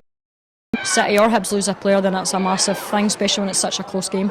Well, the ball into the box there almost caused a problem for City, but they get away with it. Bring the ball out now through Montgomery. She's got bodies around her, but there is a player down in the Glasgow City box, just trying to establish who it is. Abby Harrison, maybe? I think it's Abigail, Abby. Yeah, I think it is Abigail Harrison. Physio on, and it's a concern for Hibs because Abby isn't moving terribly much. I hope she's alright. So pause and play. Oh, she's moving now. She's maybe just knocked out cold for a few seconds there, because she wasn't moving at all. She has turned over to her side. Certainly looks groggy from where we're looking at her. We didn't really see what happened too much, but a collision of some kind, and that's a disappointing thing for Hibs, because she's been quite involved in a lot of their play coming forward. Of course, she had that header off the underside of the bar in the first half. Yeah, definitely. Abby's a massive player for Hibs, and I just hope she's alright, and she's really, really tough, Abby, so hopefully it's just a wee knock and she can get up. But as you said, Andrew, she's moving, and now she's still down, and it's not like Abby, so hopefully she's alright and she can continue, because as I say, she's a big influential player for Hibs. Well, certainly in a great deal of discomfort as far as we can see here. Hibs have of course substitutes on their bench, 7 options: the goalkeeper Hannah Reid, then Claire Williamson, Zoe Johnston, Leah Tweedy, Simone McMahon and Chelsea Cornett. Of course, 4 of those players played at the weekend: Reid, Cornett, Tweedy and Williamson. Reid certainly is the goalkeeper, you wouldn't expect her to come on, but if Abigail is going to have to, expect Suzanne to maybe come on as a replacement. I'm not actually sure, maybe Chelsea or Zoe. Maybe Zoe's a great young player, but I'm actually not sure. I don't really know a lot of the young players that are actually on the bench for. I know Simone, she was at Celtic. Actually, that's another player that was at Celtic last year, but she's not in the same position as Abby, so I'm not actually sure. But Abby looks like she's maybe moving a wee bit better now, so hopefully she can continue, and maybe it's just been a wee knock. But it looks like she's up on her feet and she's doing okay. Yeah, she's certainly up on her feet, looking a little dazed and confused perhaps, moving gingerly. We'll wait and see if she is able to continue or not. Certainly no sign of a substitution from Hibs as yet. One or two players out warming up. Chelsea Cornet, of the players we discussed here, she scored the opener against Hutchison Vale at the weekend. She might be the most logical replacement for Abigail Harrison. We'll just see over the next couple of minutes if she's able to continue, though. In the meantime, play will restart with a good old bounce up on the near side. I thought two players were going to go in for it, but no, it is being left for Lizzie Arnott to kick back upfield to Glasgow City. I thought Emma Black was just going to contest it with her for a minute or two, but sadly not. Do like to see a bounce up. Doesn't happen very much when two players go for it, but there we go. Play carries on without Abigail Harrison for the moment. We'll just wait and see how she gets on. She's continuing to receive treatment, and she's back down again, actually, as Suzanne says. She's sitting on the near touchline along from the Hibs dugout. It's not looking good for Abby. Hopefully that anything else, and Chris is the manager's actually. I'll walk over to us now to see if she's able to continue. Well, he seems to have a verdict, Chris Roberts, so we'll find out in the next few seconds if it looks as though he's going to make a change or not. No action from him so far. He is talking to one or two people, so but I think they're supporters rather than players. It doesn't look like any changes, and he's happy for play to continue at the moment with Abigail Harrison on the touchline. So Hibs down to 10, and they will really have to stay tight at the back. Yeah, I think Chris will have to make a decision soon, because having Abby going to have a massive impact on Hibs. Well, Nikki Docherty looked to get the ball in the box there. She was up against Brownlee, and in the end her touch let her down, Docherty, as that one ran out for a goal kick. She's up on her feet and she's walking towards the dugout, Abby. Well, Chris Roberts has gone back over to talk to her. Certainly keen for her to continue, the manager. A little jog from Harrison. I think Abby will be okay to come on. She's a tough cookie and she won't miss the rest of the game. Come on. She's certainly moving about well enough, so it doesn't seem to be any kind of leg knock. It looks as though it might have been a bang to the head or something. Yeah, that's what I think, but she's got to be careful, because I think it did look like she was out cold for a couple of seconds. So hopefully Abby's okay, and she comes on and she's all right, and she doesn't do herself further damage. Well, Suzanne said she's tough if that is the case, and she does play on after being out cold for a couple of moments, then all credit to her. In the meantime, City making a substitution. Not a great surprise that they're starting to change things around, and it is Leanne Ross coming on, I think for Hayley Lauder. Was that went off? Yeah, that's correct, yeah. So the first change from Glasgow City. Midway through the first half, Suzanne did think that there would be changes from Eddie Walecki Black, and indeed that is the case. What will that change do to the makeup of City? Obviously, Leanne, she scored a lot of goals in her career for Glasgow City. I think she scored 54 in one season, so clearly she has something about her up front. Yeah, I was surprised Leanne didn't start. She usually does start for Glasgow Well, this could City. be an instant impact. It takes a touch. What an opportunity that was. It was actually Joanne Love, I think, that had the shot in the end. Great opportunity. It took a deflection. It was going in otherwise. In that far corner, the corner to be taken by Leanne Ross. So as you said, you thought she might have started, Suzanne? Yeah, I think she's she's got so much experience as well, and Leanne's an all-round player. She can score goals, she keeps the ball, she defends well, so it just shows the competition that Glasgow City have got to get places in their squad, and I think Leanne's going to come on and make a massive impact for Glasgow City, and I think maybe Hayley will be a wee bit disappointed with some of her deliveries, but she's a great player as well, and I'm sure she's not disappointed to come off and give someone else a shot. Well, Leanne Ross has taken the captain's armband. Of course, she is the captain. She took that from Emma Black, who started with the armband. And there's another change today, and in fact, Rhonda Jones is also coming off to be replaced by Erin Cuthbert, who, as we know, is such an exciting young player. She was the league's young player of the year last year, actually, Susanna, and she's somebody who is really an impact player. She's so exciting. You saw her score that wonderful youth goal a couple of years ago for Rangers against Celtic in one of the cup finals.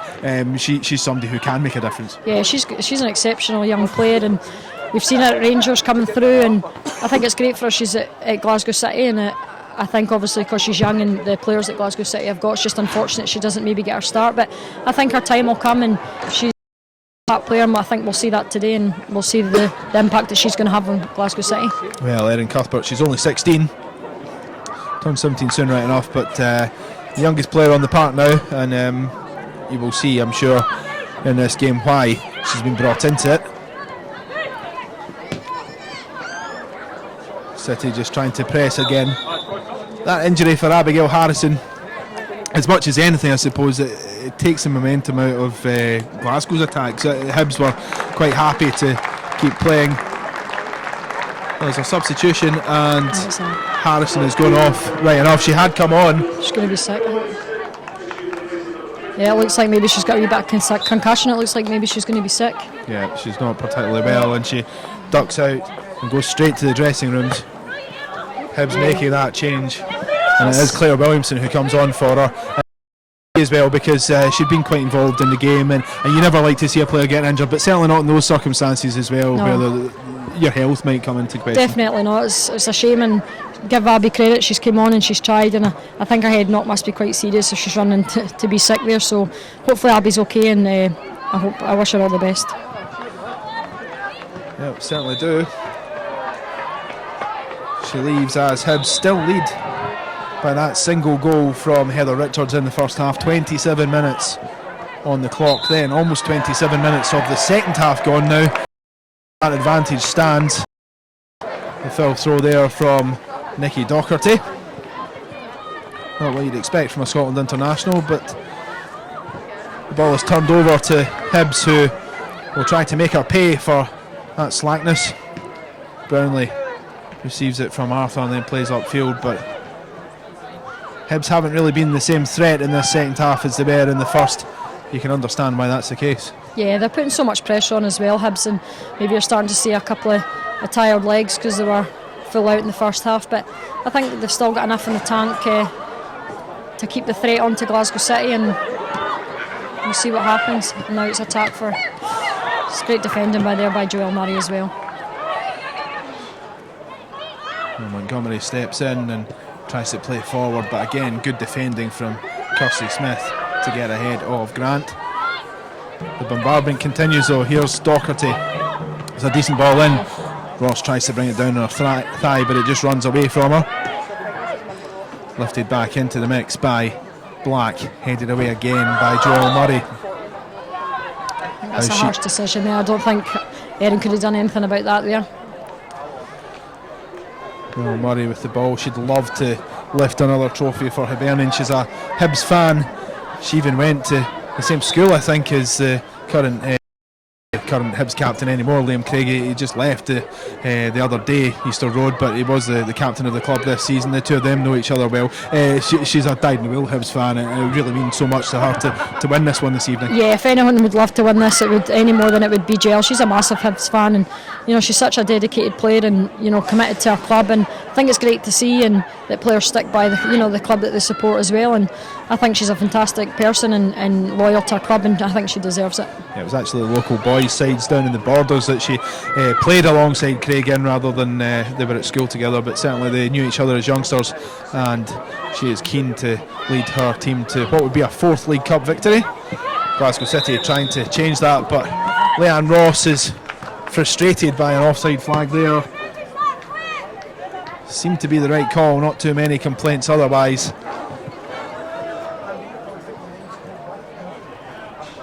And Murray just takes her time again to wander up, pick her spot, and she'll look to get this one as far up the park as she can to take the pressure off her side. Glasgow City have just lost a little momentum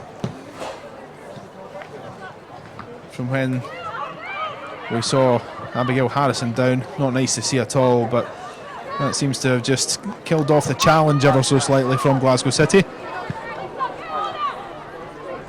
Williamson leaves the ball for Brownlee to take the throw on the far side touchline.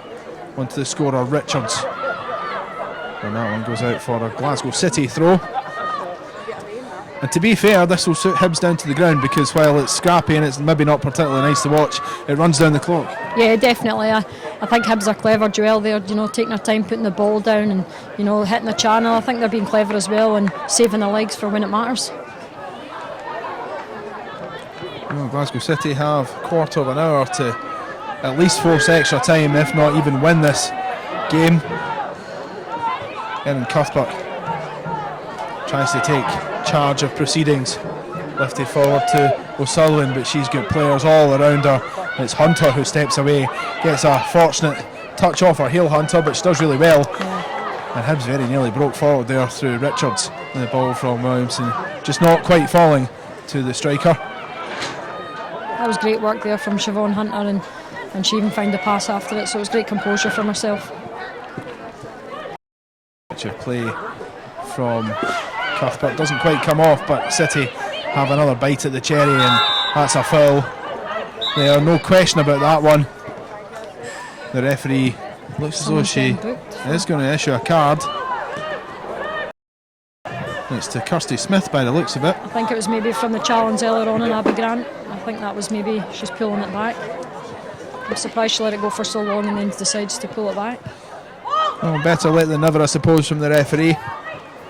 I understand why there was confusion over who she was going to discipline there, though, because some time has gone by since that one. Leanne Ross over the ball.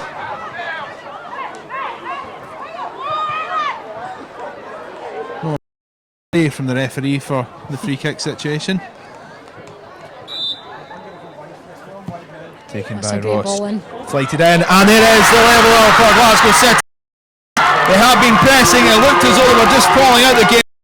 Level at last with 13 and a half minutes to go. And returning to their old stomping ground, it's Kerry Montgomery who gets the goal. Glasgow City 1, Hibernian 1. You've got to say in the balance of play, they probably deserve to be back in this game. Yeah, I think they did deserve it, and Leanne Ross has come on, and what a delivery into the box from her. It was just ever so slight touch that Kerry needed to get on to the end of it and get a goal, and I think all the credit really should go to Leanne Ross there. But again, a great finish from Kerry, in the right place at the right time. Well, she moved to Glasgow City in the close season from Spartans, the club that plays here at Ainslie Park. She enjoyed that goal for sure as she returns to her old haunt this evening. And now Hibs have to respond in the right way. The free kick is given against Kirsty Smith, the player who was just booked a couple of moments ago. Or is it against Smith? No, it's actually gone the other way. That's caught quite a few players by surprise as well, because everybody stayed up in the halfway line. There's a free kick to Hibs rather than against them. And it'd be just like it if Hibs went back in front here, Suzanne. Yeah, definitely. It's just either end this now, and I think it's exciting. I think it's definitely more of an exciting second half than it was the first half, and I think it can go either way right now. And City have been better this half, Hibs were better the first half, so it's all to play for. Well, we did say the extra time was a possibility. And that free kick will be taken again as the ball is just lifted over the bar by Smith. The referee not happy with something, so she calls play back once again.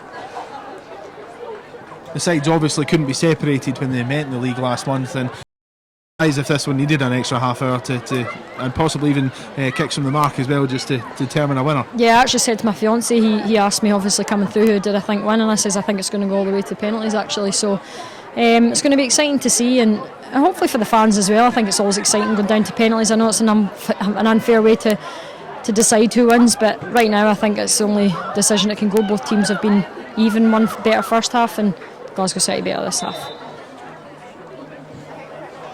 A free kick to be taken by Brownlee. And what's happened Scrapping there? In the box couple of players just coming together.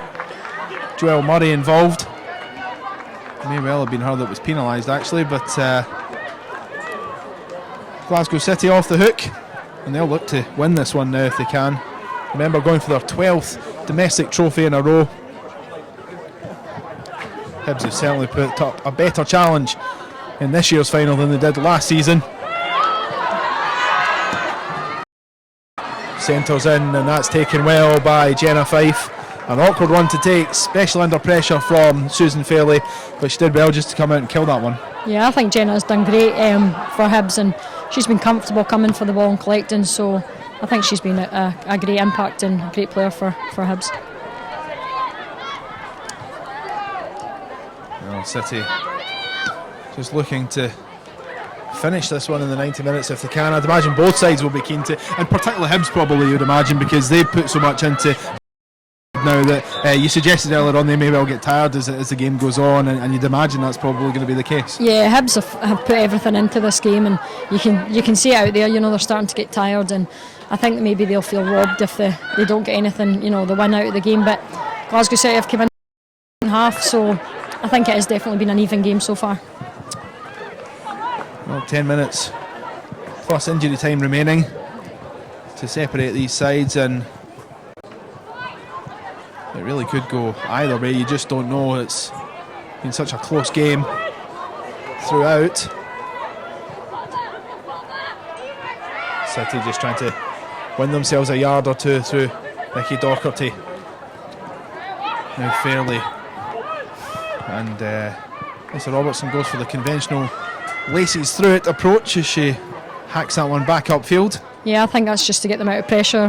City were pounding the pressure, and I think Lisa's just getting the ball up the pitch to get them back up and organised. Lee Alexander just taking her time, trying to pick out the right option. Heather Richards eventually applies a little pressure. O'Sullivan scarpening around there. That's poor from Montgomery, the scorer for City. Heavy touch there, just. It's great defending by Emma Black there. Now Black comes forward, lifts in looking for Ross. Ross peels away for Ross on the edge of the box. She's run a little too wide to make anything of it herself, but keeps it alive. Docherty back to Ross. Arthur is there. Here's Cuthbert now. Steps inside. Erin Cuthbert. Far away from Cuthbert. That's a great She holds her effort. head in her hands as well, though. It was a fantastic strike from her. Yeah, it's not like Erin not to hit. She'll be a wee bit disappointed with herself, but that was great feat there to outdo the defender and get a shot at goal for Glasgow City. Yeah, she made space for herself. The little drag, just taking the ball away from her opponents and giving herself a couple of yards to fashion a chance with. Montgomery tumbles. Now O'Sullivan. Ross just looking for options. Tries to pick out Cuthbert. The substitutes are doing fairly well, the substitutes. Yeah, I think they've all come on and done great, and I think that's what both teams needed, a wee bit of fresh legs to jazz it up a wee bit, and I think especially Leanne Ross has come on and made a big impact for Glasgow City. Arnott, who's been quieter in the second half, as Hibs have been pushed back further and further into their own half. Murray, well, she got away with that there. Looked just for a second as though she might be exposed, but managed to recover quite well. Brownlee up the line now to Williamson. Hibs tried to keep it going. Arthur, a tired effort from her though there. That one runs out for a throw. Can you see a winner in the 90 minutes? I know you said you thought it would go all the way. 7-8 minutes to go now, 7 minutes to go. Can you see a side edging it, or are we destined for extra time? I think we're destined for extra time, Andrew, and I think Glasgow City are putting on more of the pressure, but I think Hibs are going to hold on, and I think they're going to make sure it goes to extra time, and they won't be giving up this cup easily. Well, Arnott just trying to force the issue there, looking for Richards, didn't quite work. Has another go now. She's got Smith in support too. Arnott steps away. 3 Glasgow City players on her tail.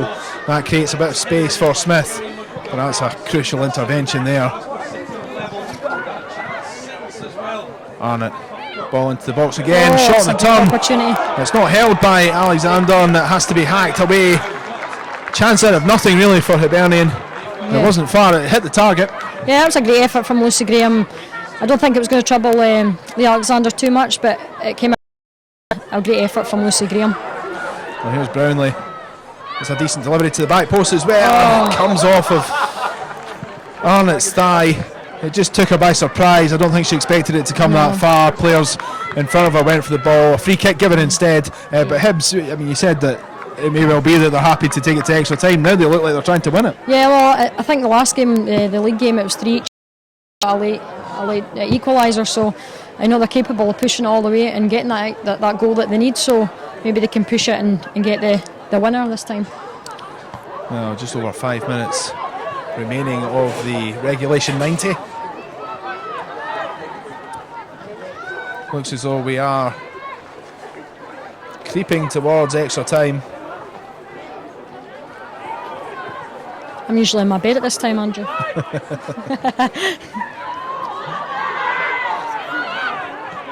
Ross does well to off her opponent. Ball through from Montgomery, trying to thread through to O'Sullivan, doesn't quite get there. Hibs alert enough to avert the danger. That was nodded back by Joe Love to Lee Alexander. Yeah, I think both teams are just going to sit tight now and make it go to extra time. I don't think anyone's want to take the risk or to lose to the goal, so I think it's definitely going to go to extra time. Yes. Ball spread out wide from Cuthbert, looking for Abby Grant, but it's a goal kick to Hibernian.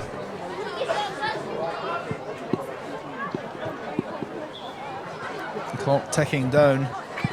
It does seem as though we are set for another half hour of action here at Ainslie Park. Really has been an entertaining game. It's been a close match as well. That hasn't really happened in a lot of the League Cup finals over the years. There has usually been a fairly clear winner. Yeah, definitely, and I think it's great for the crowd.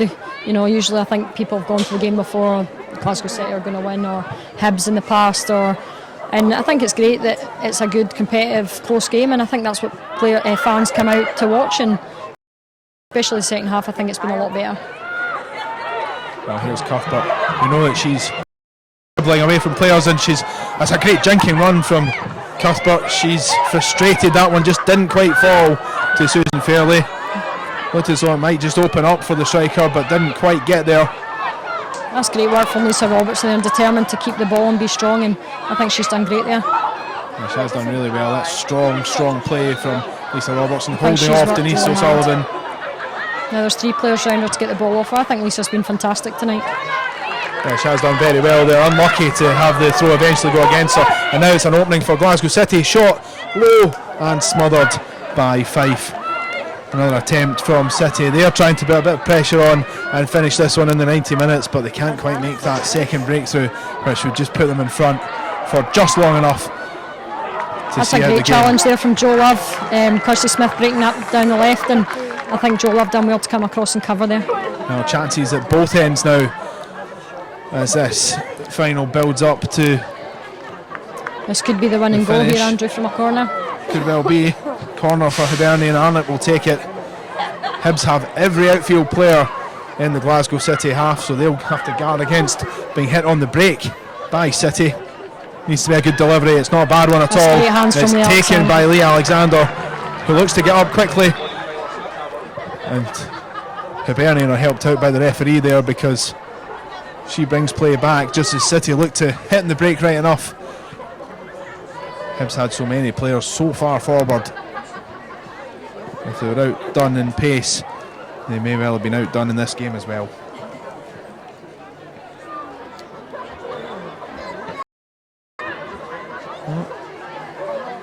Strange one there. The referee, not entirely sure why she stopped it, but she started it with a bounce up.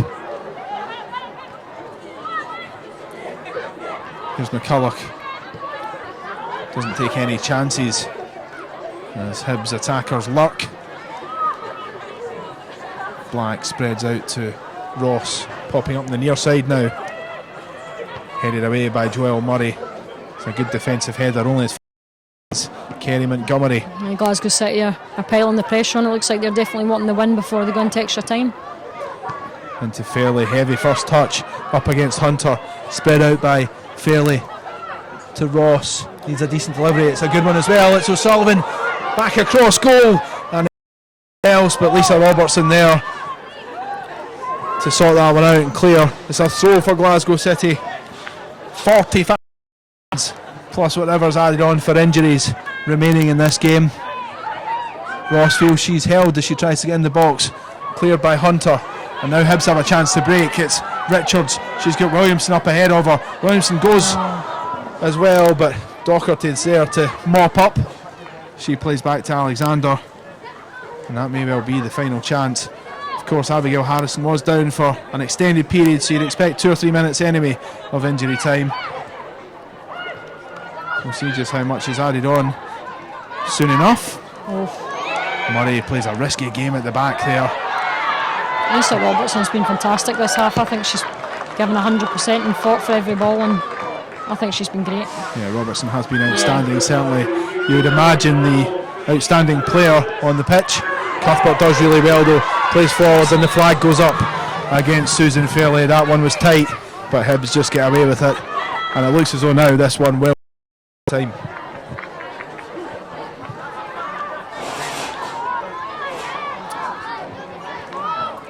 Well, Hibs understandably just taking their time.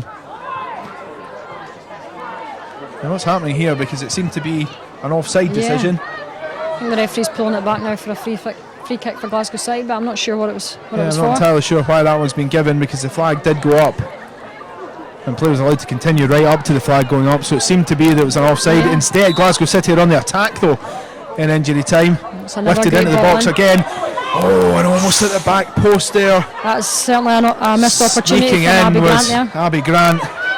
It was a great delivery again from Ross, and Grant's run just went totally unnoticed by the Hibs defence. That's a real let-off for them, because we all thought it was a free kick the other way for an offside. Yeah, definitely. I think Hibs would, myself included, would have been quite gutted if that was how they would have won the game, because I don't even know what it was pulled back for. But once again, that's a great ball from Leanne Ross, who's come on and delivered some fantastic balls in the box for Glasgow City, and Abby Grant will be upset with that, and she could have just maybe got on the end of it and won the game for Glasgow City. Well, Abby Grant also careless there with a throw. Goes the other way to Brownlee now. Erin Cuthbert. She's been quite heavily involved. Into Cuthbert again. First pass out to Montgomery. Steps away. Shapes to shoot perhaps. Montgomery with the shot from distance, but it's an easy one for Fife to take.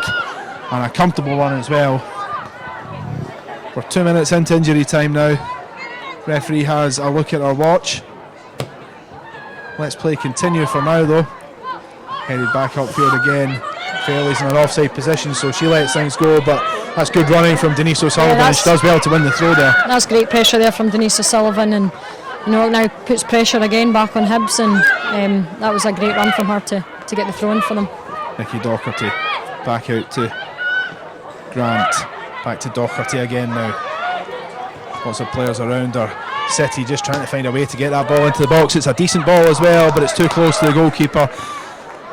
She's been really good in the Hibs goal tonight, and that's a comfortable one for Fife to take. Forward now, and again City just trying to stretch Hibs as much as they can. Cuthbert trying to put pressure on Siobhan Hunter. Hunter deals with it well though, wins a free kick too. We're deep into injury time, 3 minutes now added on. Yeah, I don't think there'll be much longer to go. There's not really been much fouls, so I'm not sure how long the referees want to add on time. I think this will be it, to be honest. She's got a whistle in her mouth, and it will be another half hour in this League Cup final. It's been quite a game between Glasgow City and Hibernian, and it's one each at the final whistle. The leveller. Montgomery takes this one into an additional half hour, and I think probably that's a fair result after 90 minutes. Yeah, definitely. I think Hibs were definitely the better team in the first half and Glasgow City the second, so I think it's a fair way to go, and now it's just to see who's the best in extra time. What we said in the touchlines at the moment, obviously the two teams very much without using much, it's been a game of two halves. The first half, Hibs were the better team, made good chances, deserved a lead at the break, but City have responded well and have done well to get themselves back into this game, and deservedly so. Yeah, definitely. I think Eddie will be delighted with the second half. I think whatever he said at half time obviously has had an impact on his players, and they've come out and done well, and I think Hibs well. They've worked really hard, Hibs, and they've put pressure on in Glasgow City, and I think maybe they're starting to look a wee bit tired, but they'll be determined to win this game, and I think they'll get through the extra time, and I think it's still all to play for. Yeah, it certainly is all to play for. So it finishes 1 each after 90 minutes here at Ainslie Park. That goal in the first half, an outrageous attempt from Heather Richards from 45 yards, catching Lee Alexander off her line on the 27-minute mark, going into the back of the net, and then that late leveller from Kerry Montgomery with about 15 minutes to go. Takes this one into an additional half hour. It is the first time a League Cup final has gone to extra time in 14 attempts. Always been quite comfortable winners. The sides are both looking to win a trophy. They have won before. City looking for their 4th League Cup in a row. Hibs looking to win it for the first time since 2011. They were the last ones to win this trophy before City's domination of the tournament. As we said before, City have won 8 Premier League titles in a row, going for 9. And won the 2 before that. City won the 1 before that, and then Hibs won the 1 before that. So that's 12 in succession, won by either Glasgow City or Hibernian. You have to go back to the very first season of the Scottish Women's Premier League to find Kilmarnock's win in 2003 for a different winner. The Scottish Cup has probably been Hibernian's best tournament. They've won that 5 times compared with 3 in the Premier League and in the League Cup. They're looking for a 4th victory tonight up against a City side which has all that extra European experience that a lot of the Hibs players, remember that average age of only 19, they don't have. This is probably new territory, particularly for the Hibs players. It's a great learning experience for them, but by the same token it could make the difference between taking the game to penalties or maybe even winning it and then losing it instead. It could be the difference just not having that experience that City do have from playing at the higher level they have done in the past. Yeah, definitely, but I think fear and they're just going for it. You know, as we can see, their work rate, they've gone at it. So I think really the pressure's on Glasgow City now, and I think obviously with a better team there, so if they keep performing the way they are, I think Glasgow City might edge it, but if Hibs come out and play how they did the first half, then they could edge it. So I think maybe it's going to go to penalties though if both teams even as they are, but we'll soon see. Well, clear-cut opportunities haven't really come Hibernian's way for a while, and indeed the goal that they scored as well was, well, it's a chance here. In fact, the flag goes up against Susan Fairley. The goal that Hibernian scored, very much an opportunistic attempt from Heather Richards. She took it ever so well. The leveller from Kerry Montgomery, set up by Leanne Ross. Perfectly free kick from the City captain and steered into the goalkeeper's bottom corner. It's the only time really that Jenna Fife has been caught out all night. She's been really good in the Hibernian goal. Yeah, Jenna's been solid for Hibs tonight, and she'll be delighted with her performance. And she hasn't really been tested as much as I think she probably would expect it to be. But I think that's credit to Hibs for pressing and maybe give Glasgow City due. I don't think they've played to their capacity yet, and I think they're now starting to do so. So she might be tested more this extra time. If it does go to penalties, Fife is decent at them. She saved a penalty in her debut actually for Hibs, and she is a fairly commanding presence in that Hibernian goal. Yeah, definitely, Andrew. And I think it's going to be exciting penalties because Lee Alexander's also solid in goals at penalties, so it's going to be really exciting. I think it might be down to who's the better goalie actually on penalties on the night, because as I say, they're both fantastic goalies, so it's going to be exciting. Joelle Murray playing forward to Lucy Graham. Williamson just trying to chase that one up the line, doesn't get there though. Brownlee will take the resulting throw. Richards in that corner there up against Docherty, and it's Glasgow City who win the free kick.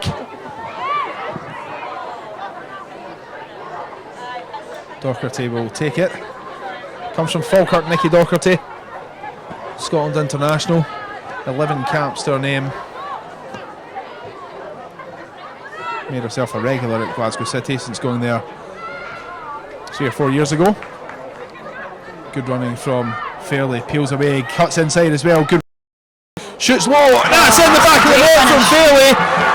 Well, Fife, we've been singing her praises all night. She got a hand to that one, but it's spilled in, and less than 3 minutes into extra time, City have turned this game around. It's a terrific strike from Fairley. She cut in from the right hand side and from a tight angle drilled in, but it's a bad mistake from Jenna Fife, and she will be in despair at the moment, Suzanne Grant. Yeah, I think that was a great finish from Susan Fairley, and I think she done that a few times in the first half but didn't quite get the shot off, and that's what she's capable of doing, and as I say, she's got both feet. That's a great finish from her weaker foot, her left foot, and I think Jen will be a wee bit disappointed, as well as I'm not sure if it was Siobhan Hunter who she turned there, but I think it's a great finish from Susan Fairley. How do Hibs respond to this now, because they have been in front for quite a lot of the game. They've deserved to be in front for quite a lot of the game, but City, the way they've responded latterly has been good, and now they're in command for the first time. Yeah, I think Hibs will feel disappointed. I think they'll feel that they've deserved more from the game, and they've worked really, really hard, and I think they can only continue in how they've performed. I don't think they can be disappointed at how they've performed, and hopefully if they continue to work hard, I think they've still got enough in their tank to get the one back. Need to muster some kind of response. They've put so much into this cup final. They have to get over the fact that they find themselves behind for the first time in such cruel circumstances. Jenna Fife, who's been such a presence in the Hibernian goal, she got a hand to it, but it wasn't enough to keep it out. It squirmed in at the far post. Great delight amongst the Glasgow City players, understandably so. They know they've been in a hard game tonight. But Hibs are on the back foot once again, not getting the chance to respond at the moment. City are going for a third, and their tails will be up now. They'll feel they can get it as well, Suzanne. Yeah, definitely, and I think Glasgow City now you could tell by the celebration what it meant to them to be ahead, and I think now we'll see them settling down and playing comfortable possession and keeping the ball and not doing anything silly, and I think Hibs are going to have to really give everything they've got now to try and get anything out of this game. Cleared upfield by Lee Alexander, nodded on by Hunter, and it very nearly created another chance for Glasgow City, but Fife on this occasion was alert enough to clear as Fairley homed in and goal, looking for her second of the match. Glasgow City 2, Hibernian 1 in extra time in the 2015 Scottish Women's Premier League Cup final. It's been a close encounter. It's the first time the final has gone to. It's what we all thought might happen. Indeed it has. We didn't expect City to go ahead so early in extra time though. Suzanne Grant predicting penalties. That may well come as well. Hibs, it's really down to how they respond, particularly the next few minutes, because if they allow this one to stay at 2-1 for as long as it is, and it may well be 3-1, it's a chance for Fairley. That's great defending by Joelle Murray there, just to block the shot from Susan Fairley there. But yeah, I think anything's possible, but the longer Hibs leave it, obviously it's going to be harder for them to get that goal. But I mean, they've done it before in the league game. It's 3-3 and they scored, I think, literally the last minute to go, so they're still capable of doing it, and there's enough time yet for Hibs to get the equaliser. Well, no doubt about that one. The foul by Lucy Graham on her fellow number 8, Kerry Montgomery, gives Glasgow City another free kick as Hibs make a change. It's the end of the game for their goal scorer Heather Richards. A terrific strike after 27 minutes from the former Celtic and Rangers player. She's replaced by Leah Tweedy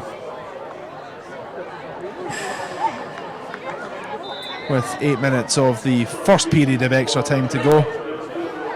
As much as anything, you'd imagine that's just tiredness, and it's a substitution because of fatigue rather than anything else. Yeah, because I'm quite surprised actually he's taking Heather off, so maybe he's thinking she's tired. I don't know if she's been carrying an injury or what's happened in training, but I thought Heather's been doing really well, and but I'm sure Tweedy will come on, and she's fresh legs, and I'm sure she'll make a big impact for Hibs.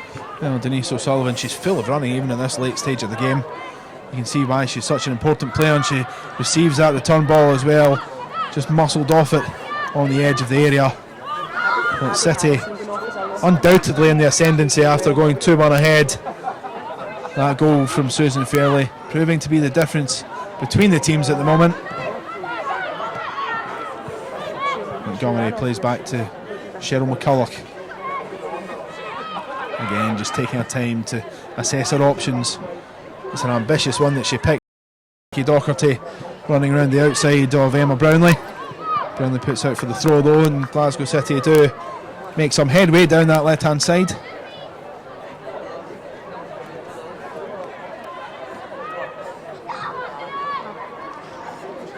Fairley plays in Docherty. Docherty bursts into the box, low cross into the box as well.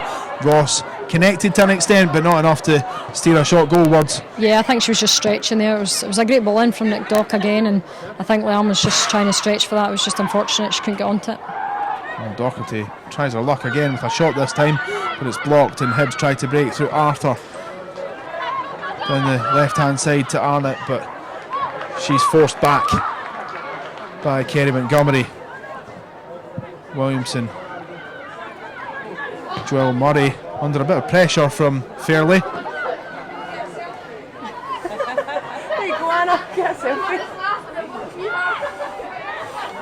Docherty, good footwork from Docherty to step away from Smith, but Smith is snapping at her heels. Yeah, she knows how important it is for Hibs to get themselves back into it, Suzanne. Yeah, you can tell by the Hibs players, they're still giving it all. It's great pressure there on Kirsty and Nick Dock, forcing them back to their own goal, and I think Hibs are still confident they're going to get something out of this game. Well, we'll see in due course if they do get themselves back in level terms. They've competed so well, Hibs.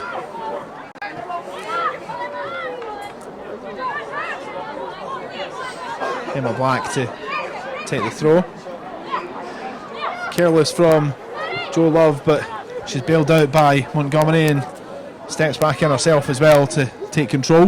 Yeah, Joe Love, I've actually just noticed that she's centre half now, and she's actually doing really well in there, and she's comfortable, and I'm surprised that she's sitting there, but Joe's so comfortable on the ball, and she'll take the ball under any pressure, and I think she's been good for Glasgow City tonight. Of course, Rhonda Jones was taken off earlier in the game as City chased the match and tried to get themselves back in level terms, but as you say, now that they find themselves ahead, they've got to reshuffle again, and Joe's the one that's chosen to go back into the central position. Yeah, I was surprised they took Rhonda off. I thought she was City's best player actually at the back with Cheryl, comfortable in defence, but I think the reason they've taken her off is to go more attack and put creative players on that can maybe go and get a goal, and I think they've made the right decision, and you can see by the changes they've made that they've been more attacking. Well, City certainly in control of this game now. A few minutes left in the first half of extra time. They lead 2-1. A recap of the scores: Heather Richards scored after 27 minutes to put Hibernian in front. At that stage, they undoubtedly deserved their advantage as well.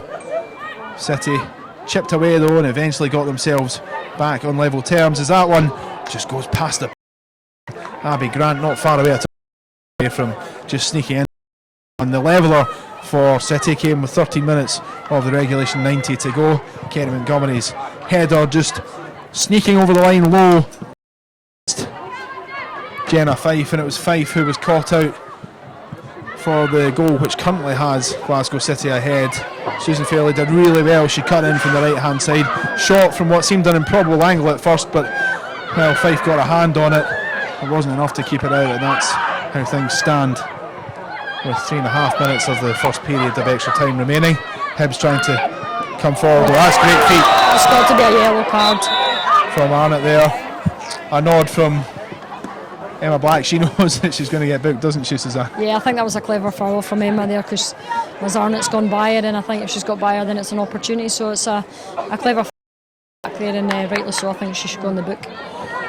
Well, it was great feet from Arnott. Yeah. Totally bamboozled Emma Black, won herself the free kick, and it's a chance with a great set piece opportunity to get the ball in the box and maybe even get back in level terms. Arnott sizes up the opportunity. Lots of jockeying in the box, as you would expect. Vicky Docherty wrestling with Emma Brownlee as well. Referee will stop this one actually before the free kick is taken. In fact, she's going to do that now. Brownlee and Docherty pushing and shoving each other. Is putting her hand in her pocket. She's actually booking both players. Both of them. Any need for that? That's just part and parcel of the game, and it's a wee bit disappointing that she's booked players for that. Well, we did say earlier that she can be a bit calm happy at times, Nicole Andrews, and so it shows there as well. Bookings for Docherty and Brownlee. They were wrestling with each other, but I'm not entirely sure it merited a caution anyway. Both on a yellow card, waiting for this ball to come in from Lizzie Arnott, Scotland squad member. Been a long wait for Arnott. Finally the whistle goes, delivered to the back post, headed away, and it's Nikki Docherty of all people who gets there first to meet that one and make sure away from our goal. Hibs still pressing though. Denise O'Sullivan does really well to close that one down. Ball nicked off her though by Kirsty Smith. This is a really competitive game, both sides really going at each other. Yeah. Exciting, and I think you can see how much it means to each team, and they're both giving it everything, and it's getting really exciting. And I think Hibs now are still pressuring and putting the pressure on Glasgow City, and we could see a goal, and I think Lisa Robertson just got booked there as well, and I'm not sure what for, to be honest. Yeah, one or two curious decisions from the referee, it has to be said. You don't know what's being said clearly on the park, but by the same token, nothing obvious taking place that would suggest the bookings which have come in the last few minutes have been merited. Nikki Docherty to take this throw up the line. Brownlee tries to defend that one. Does well to win the throw actually for Hibernian. Former Celtic player, one of 4 players who moved from Celtic to Hibernian. City emerged with the ball. That's a great switch of play from fairly not far from finding Abby Grant, but perhaps a little too ambitious. Hibs trying to again, Hunter and Murray both trying to push them away from their defensive line as much as they can. That's a decent ball to Smith, now out to Emma Brownlee. Back into Smith straight away. She has O'Sullivan on her tail. Great energy from O'Sullivan at this late stage of the game. We're just about at the halfway mark in extra time, but Hibs coming forward. Arthur, it runs out wide to Brownlee, and it comes off Brownlee as Nikki Docherty does really well playing the ball off her old adversary there. Yeah, Nick to win the throw. Nick Doc's been solid at the back, and she's a solid defender, and I think it's always hard to get by Nick every time I've played against her, and you know, she won't make any mistakes, and she's really strong and a massive player for Glasgow City. Well, there's a half-time whistle. 2-1 to Glasgow City at the midway point of extra time. They probably deserve to be in front as well. They've responded well, especially after that goal from Kerry Montgomery to bring them level with 30 minutes of normal time left. City will feel confident, although Hibs are very much still in this game, Suzanne. City are the ones with the advantage, and they are the ones that are playing at times like the team with the advantage as well. Yeah, definitely. They know what they have to do, nothing silly, and keep it tight at the back, and you know, basically the game's theirs. But in saying that, Hibs are still fighting and putting pressure on Glasgow City, and we know, as we've said before, that they scored last minute in the league, so there's nothing to say that they can't do it again. Well, Hibs have 15 minutes to salvage this League Cup final. It really would be so disappointing for them. They led for about 50 minutes in all before being pegged back quite late in the match by Glasgow City, who currently lead through that strike from Susan Fairley. Chloe Arthur trying to wriggle away, and she wins a corner. The ball coming off Kerry Montgomery. It's an early opportunity for Hibs to get the ball into the box and maybe get themselves back on level terms. Chris Roberts, the Hibernian manager, on the touchline, looking on, arms folded, deep in thought. Corner comes in. It's a great ball in, and it's comfortable from Leah Alexander again. Yeah, it's taken really well by Leah Alexander. She'll just take a few moments to allow people to get out of the penalty area. Takes the ball away from danger and then rolls it out on the ground to allow herself a bit of leverage. She plays it short instead though. Looked as though she was going to go long, but plays to who's almost... Didn't hear a whistle from the referee, but I think there was a general acceptance it was a foul. Yeah, that was definitely a foul there, and I think Tweedy knew it herself. Yeah, the referee didn't blow a whistle, but it is a free kick. Cramp. She's down with cramp, I think.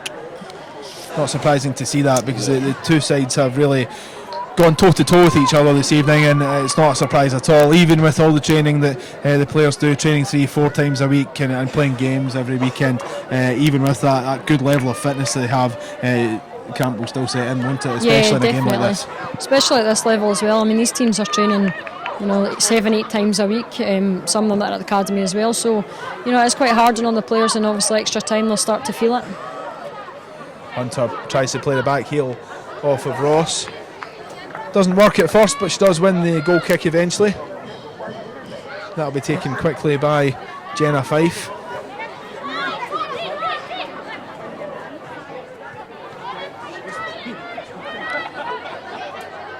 Couple of minutes of the second half of extra time gone. 2-1 to Glasgow City.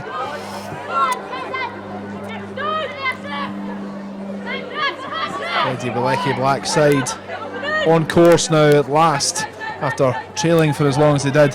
They're on course for their 12th successive domestic trophy. Nikki Docherty to take the throw up against Kirsty Smith. Both Scotland squad members.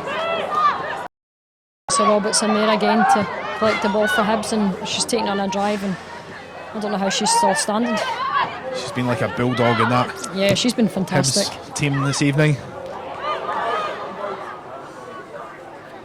Really has put in a shift, Lisa Robertson. Yeah, she's been everywhere tonight, and I think she deserves more from this game, and hopefully they can take it to penalties. Again as well, it's one of the young players who we were talking about earlier on, the fact that Hibs have produced so many who are in the reckoning for the A squad, and they've been involved in the under-23 training camp, and even the players that Hibs have, like the 19 team, for example, the 19s. Lisa's one of those players who falls into that category again, and she's really done ever so well, and it's a great example of the good work that Hibs have been doing in bringing through young players. Yeah, she deserves it, Lisa, and as you can see from tonight's game, and she does that every game. She's a real hard worker, and she gives all for the shirt that she plays for. And she was at Glasgow City before she went back to Hibs, and she just wasn't getting game time, and I think it was the right decision for her to go back to Hibs and play every week, and it's just proved to show that she's come on in abundance.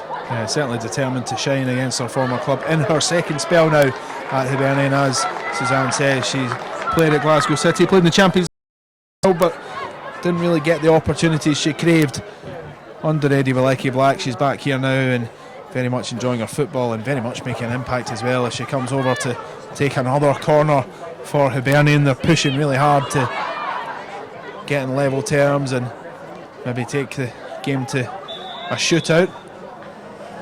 Well, once again the referee has just stopped things before the ball comes in. Too much penalty box activity for our liking. It wouldn't be too surprising to see a penalty given in one of these situations, because there's been so much toing and froing with players coming together and colliding with each other and pushing each other and all the rest of it. The referee has already shown a knack for pulling out cards. She may well decide to give a spot kick at some point. Yeah, Nicole is quite strict when it comes to decisions like that, and both teams have to be very careful, because as we said, she isn't shy in bringing out the cards or making massive decisions in a game like that. That was a great save there from Leah Alexander. It's a good delivery from Robertson. The header at the back post, clawed away for another corner. Robertson comes over to take from the other side now. Hibs putting a bit of pressure on Glasgow City. And that's what we expected. As you said, they scored late in the game to get a point against them in the league a couple of weeks ago. They'll go right to the final whistle again today. Definitely, and I think that could be a crucial save from Leah Alexander, because Hibs, it was a great chance, and it's just unfortunate again that Hibs have not been able to take another opportunity from the corner. But yeah, they're giving it all, and they've still creating chances, and I think they can still snatch a goal at the end. Well, it was a tired effort in the end from Siobhan Hunter. She had the shot on the turn, put too much on her effort though, too much power, and it flew well wide and over where it was intended to go. Alexander with the free kick. Hibs fans trying to rouse their team. Yeah, that's great to hear. The Hibs fans are still behind them and gearing them on, and hopefully they can take a boost from that and get the equaliser. Joelle Murray plays upfield, searching ball. Montgomery does well.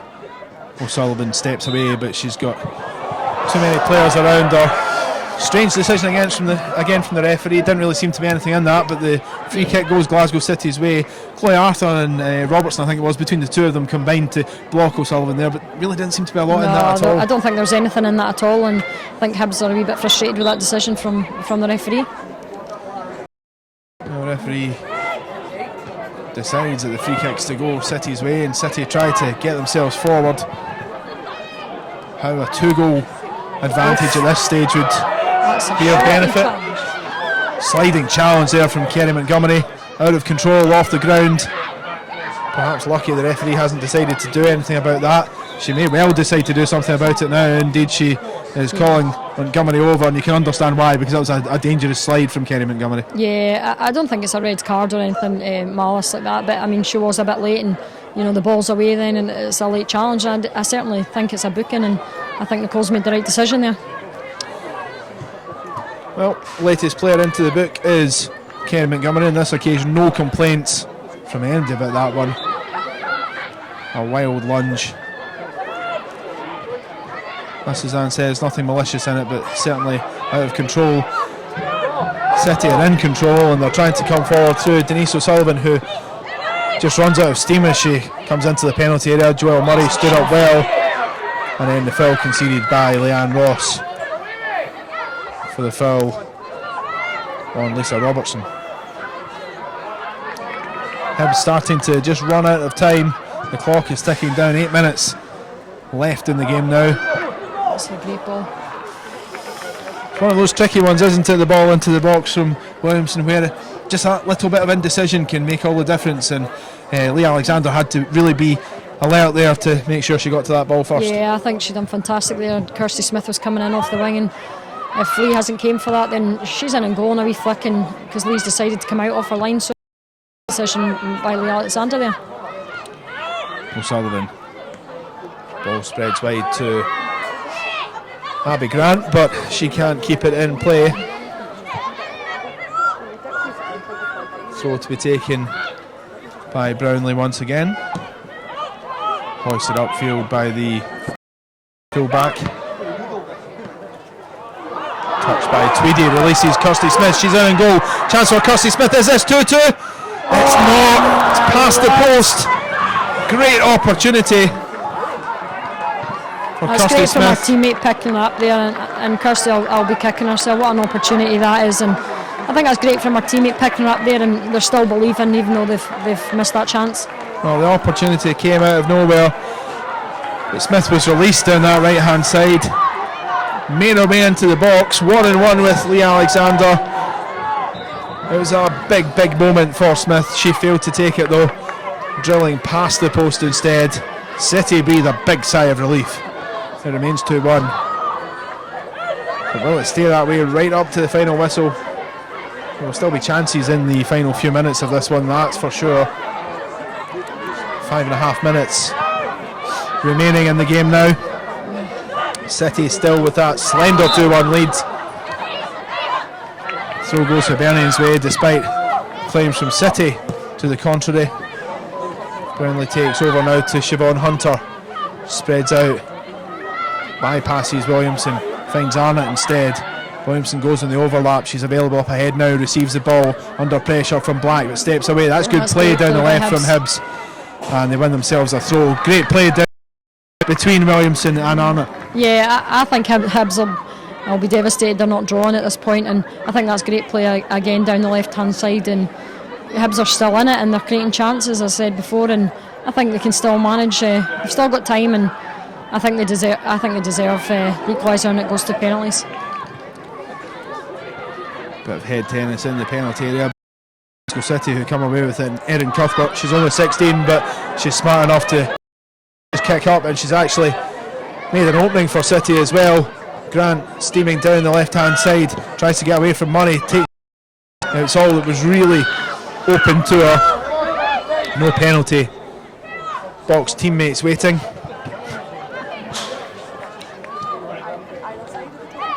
Another change for Glasgow City. Cheryl McCullough's coming off and Lauren McMurtry's coming on. Yeah, McMurtry, a late substitute. You'd imagine that City will just be looking to shore things up.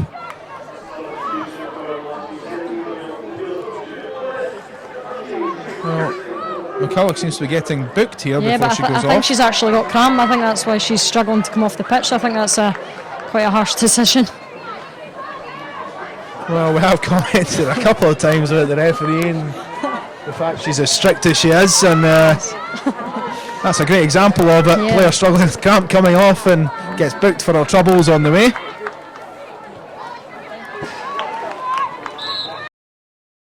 You would imagine that the referee will add time on at the end for that, so we'll see just how much is joined on the additional 30 minutes, the final 15 I should say, in the second half of extra time. Pulling forward again, Fairley the match winner as things stand, trying to take the ball into the corner, wins a throw instead as Emma Brownlee puts out. Nikki Docherty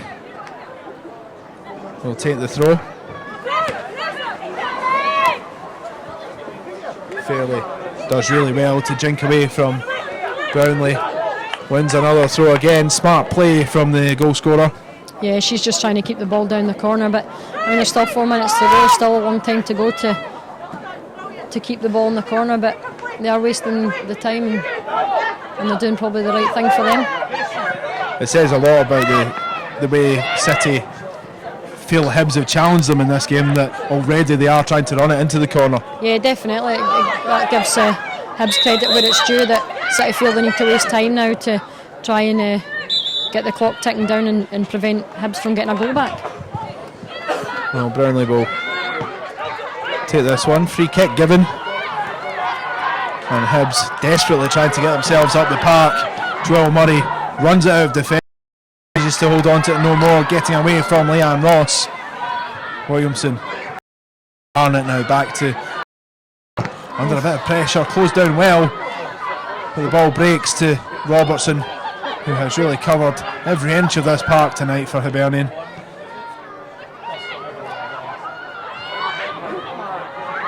Foul there perhaps, but City break, an advantage given. Trying to run the ball into that corner again through Abby Grant. And Grant gets a break there. And that'll be a free kick. The foul on Fairley. Combination of Robertson and Joel Murray impeding her. Time is running out for Hibernian. Yeah, I think Kirsty Smith's had the last opportunity maybe for Hibs, and I think they'll be really disappointed that she didn't take that opportunity, but I think they can be very proud on how they've played, and I don't think they should feel too down if they don't get a goal back, because I think they've worked really hard as a team tonight.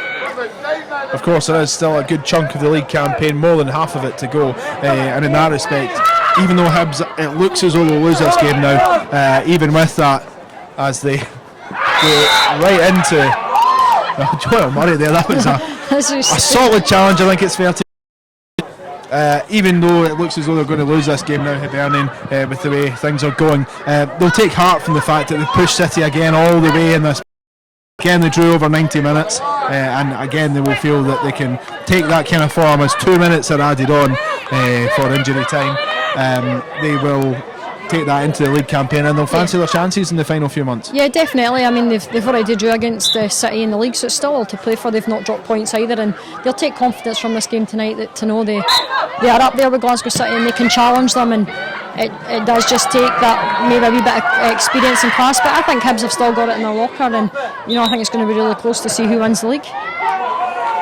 Well, there was one ball on the park, additional ball, and it was kicked back into the goal so that it was off the park, but the referee's still not happy with that. She won't let play continue.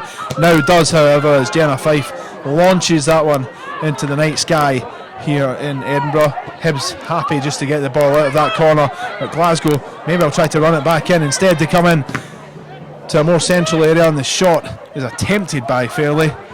Denise O'Sullivan now runs into the corner again, up against Arthur. Arthur does well to clear up the line, but City, this is all playing into their hands. They'll be perfectly happy with this. Yeah, I think they'll be happy keeping the ball in the channel and wasting time, and I think there is only about a minute now to go, and they're hoping the clock ticks down. Well, we are into injury time now. Glasgow City on the verge of a 12th successive domestic trophy. Hibs haven't really responded to falling behind, and then when they did, it's a chance now for City to make it 3-1. Into the box, Fraley has a shot, and that's helped out. Great save by Fife. Danger still not cleared though. Grant with the shot and smothered by Fife. Again, there's a player down on the halfway line for Glasgow City. I don't think Hibs will be bothering too much about that. They keep coming forward. I'm not even sure who's down. I think it might be Denise O'Sullivan. No, it's not. Not entirely sure who it is. Alexander smothers well. I think it might be Leanne Ross. Starting to get a little bit heated as well from Hibs not putting the ball out there. It looks quite a serious injury anyway, whoever it is, they've stayed down. I think it might be Leanne Ross actually. Yeah, it looks as though it could be Leanne Ross. You can understand certainly why Hibs were continuing, because it didn't look like a head knock in the first instance, and they're trailing going into injury time in a cup final. By the same token though, I suppose in that situation it's for the referee to make the decision. Yeah, I think the referee should blow a whistle there. I mean, she stayed down, she's not really mobile, and I think Nicole should blow a whistle there and get someone on for the park as quick as they can. It's like Abigail Harrison in the second half of normal time. There's not a great deal of movement from Leanne. I think it is her who's down. Yeah, I think it might be her knee. I hope it's not a bad one, and she's done fantastic when she's come on for Glasgow City. Yep, she helped to get the team back into the game. Set up the goal for Kerry Montgomery. She looks like she's in a lot of discomfort anyway. Yeah, there's a few people running on the pitch now, and it doesn't look good for Leanne Ross. Not a great way for the game to be ending. Certainly it will be over for Leanne Ross, that's for sure. Yeah. Big concerns about her. Definitely. Medics called onto the park. And it means this cup final will probably end with a bit of a whimper, and it's a bad way for it to end for both sides, because it's never nice to see, as we said with Abigail when she was down as well, it's never nice to see a player injured or hurt, or whether it's your health and you take a head knock, or whether it's a more physical injury, if you like, which looks to be the case with Leanne. Yeah, you don't wish that on anybody, and I'm sure all the Hibs players will understand, and I'd like to think that they would be wishing all the best. And I've just seen Siobhan Hunter's got booked there, so I'm not sure if she's maybe mouthing off, or I'm not really sure what's happened there either, and she's just got picked up a booking as well. Well, certainly she's been pushed away by a teammate, so it may well have been dissent. Tweedy just pushing her back into defence, so it looks as though something has been said by Siobhan Hunter. I think maybe this could be the end once the ball gets back down, it's kicked. I think the ref will maybe just blow a final whistle, and Leanne's up now, but she's limping off, and I think it might be her knee or her ankle, and I hope it's nothing serious.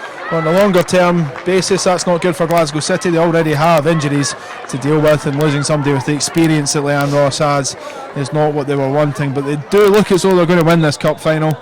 We're deep into injury time now. Yeah. For the sake of recording it, it's Georgie Rafferty who comes on for Ross, herself on as a substitute, of course. Well, the referee will allow play to continue, of course. We are deep into injury time, but a lot of that's been swallowed up by the injury to Leanne Ross, so perhaps another couple of minutes yet for Hibs to just have one last go at City. Smith, of course, she was the one person who did have a chance to get Hibs back in level terms. Put it past the post instead. She'll rue that one tonight, that's for sure. Yeah, I don't think she can be too disappointed. I mean, Susan Fairley had the chance at the end there, so I mean, it could have been 3-1 to Glasgow City, even if Kirsty did score, and that's the final whistle there. Yeah, there is a full-time whistle. Glasgow City have won the 2015 League Cup. Such disappointment for Hibernian. Their players dropped to their knees, but it's celebration for Glasgow City. Just about deserved it and no more. It was a really tight game, but the goal from Susan Fairley, just 3 minutes into extra time, separates the sides in the end. It's been a fantastic game, hasn't it, Suzanne? Sorry. It's been a fantastic game. Yeah, it has been, and I think both teams can be proud of how they performed tonight, and especially Hibs, I think they'll be disappointed. But I think Glasgow City did edge it and deserve the win, and Hibs got to be proud and take that into the leagues that's coming up, and I think they can definitely challenge Glasgow City. Well, we're just going to take a very quick break before the trophy celebrations.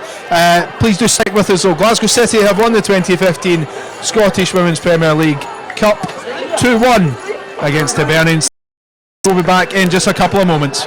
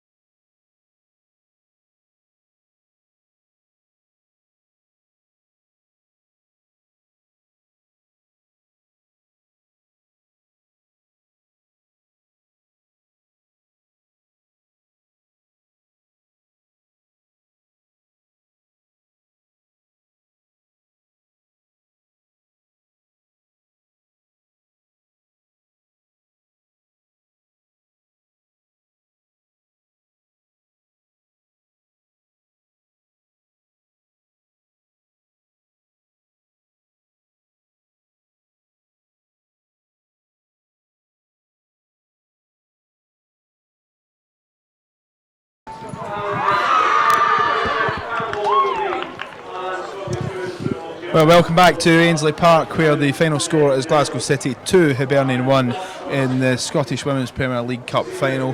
The winner coming from Susan Fairley 3 minutes into injury time. Hibs took the lead through Heather Richards. They ultimately lost,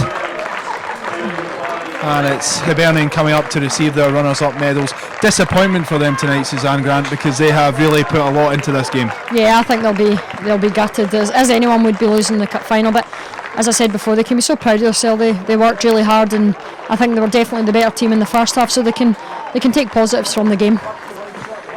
What will the players be feeling like up there as they go up to get the runners-up medals? It's the last thing you want to be looking back at in your career. You want to be looking at winners' medals, and really for a lot of players a runners-up medal is pretty worthless. Yeah, it is, and but as I said before, they've done brilliant tonight, and it's probably the closest that Glasgow City have had in a challenge in a long time, and it just shows now the competition that's in the Scottish Women's League, and Hibs can certainly be proud of their performance tonight. The thing is as well, that's good for Scottish football, the fact that City's dominance, it's gone on for so long, but when you've got another team pushing them like that, it suddenly drags the standard up that little bit more, and there's 2 teams competing, and then over time you might get a 3rd team as well. Yeah, definitely. I think there's about 4 teams this year that are up. And I think it's great for the Scottish League people to come and watch it more instead of, just Glasgow City are winning comfortably every game. And I think it's really exciting this year, and Scottish football's definitely improving. Well, the match officials just coming up to receive their mementos from the game. Nicole Andrews, 1 or 2 questionable decisions from her at times. Overall, though, I mean, she did for a long period let the game flow as much as she could. Yeah, I think Nicole done well tonight. Give her credit where it's due. It's not an easy job for a referee, and I think she controlled the game well. But in saying that, I don't think she had many decisions to make, and I think both teams were really disciplined tonight and done well. Well, Glasgow City called up. This is their 4th League Cup in a row. Hibernian, of course, the last team to win a domestic trophy in Scotland other than Glasgow City when they won against Spartans 5-2 in the League Cup final back in 2011. It's a good triumph again for City, and while we're saying it's a good test for them to have been pushed all the way, by the same token they'll be relieved to come out the other side, obviously, with a trophy in their grasp. Yeah, definitely, and I think it's credit to Glasgow City as well, and they're maybe not used to as close competition. It just shows even when they are challenged and put under pressure maybe more than what they're used to, they can still come out there with the result that they need. Well, the players just gathering with their winners' medal. Leanne Ross, of course, she is the club captain. We're not entirely able to collect the trophy herself. I think I see her. Bad injury, it looks like. Some kind of knee problem perhaps for her. We're not entirely sure, but we're waiting for to celebrate together. Glasgow City winning the League Cup. Yeah, there's Leanne there, and she looks like she's just limping slightly, so hopefully it's just maybe a wee twist, but she's definitely there to lift the cup.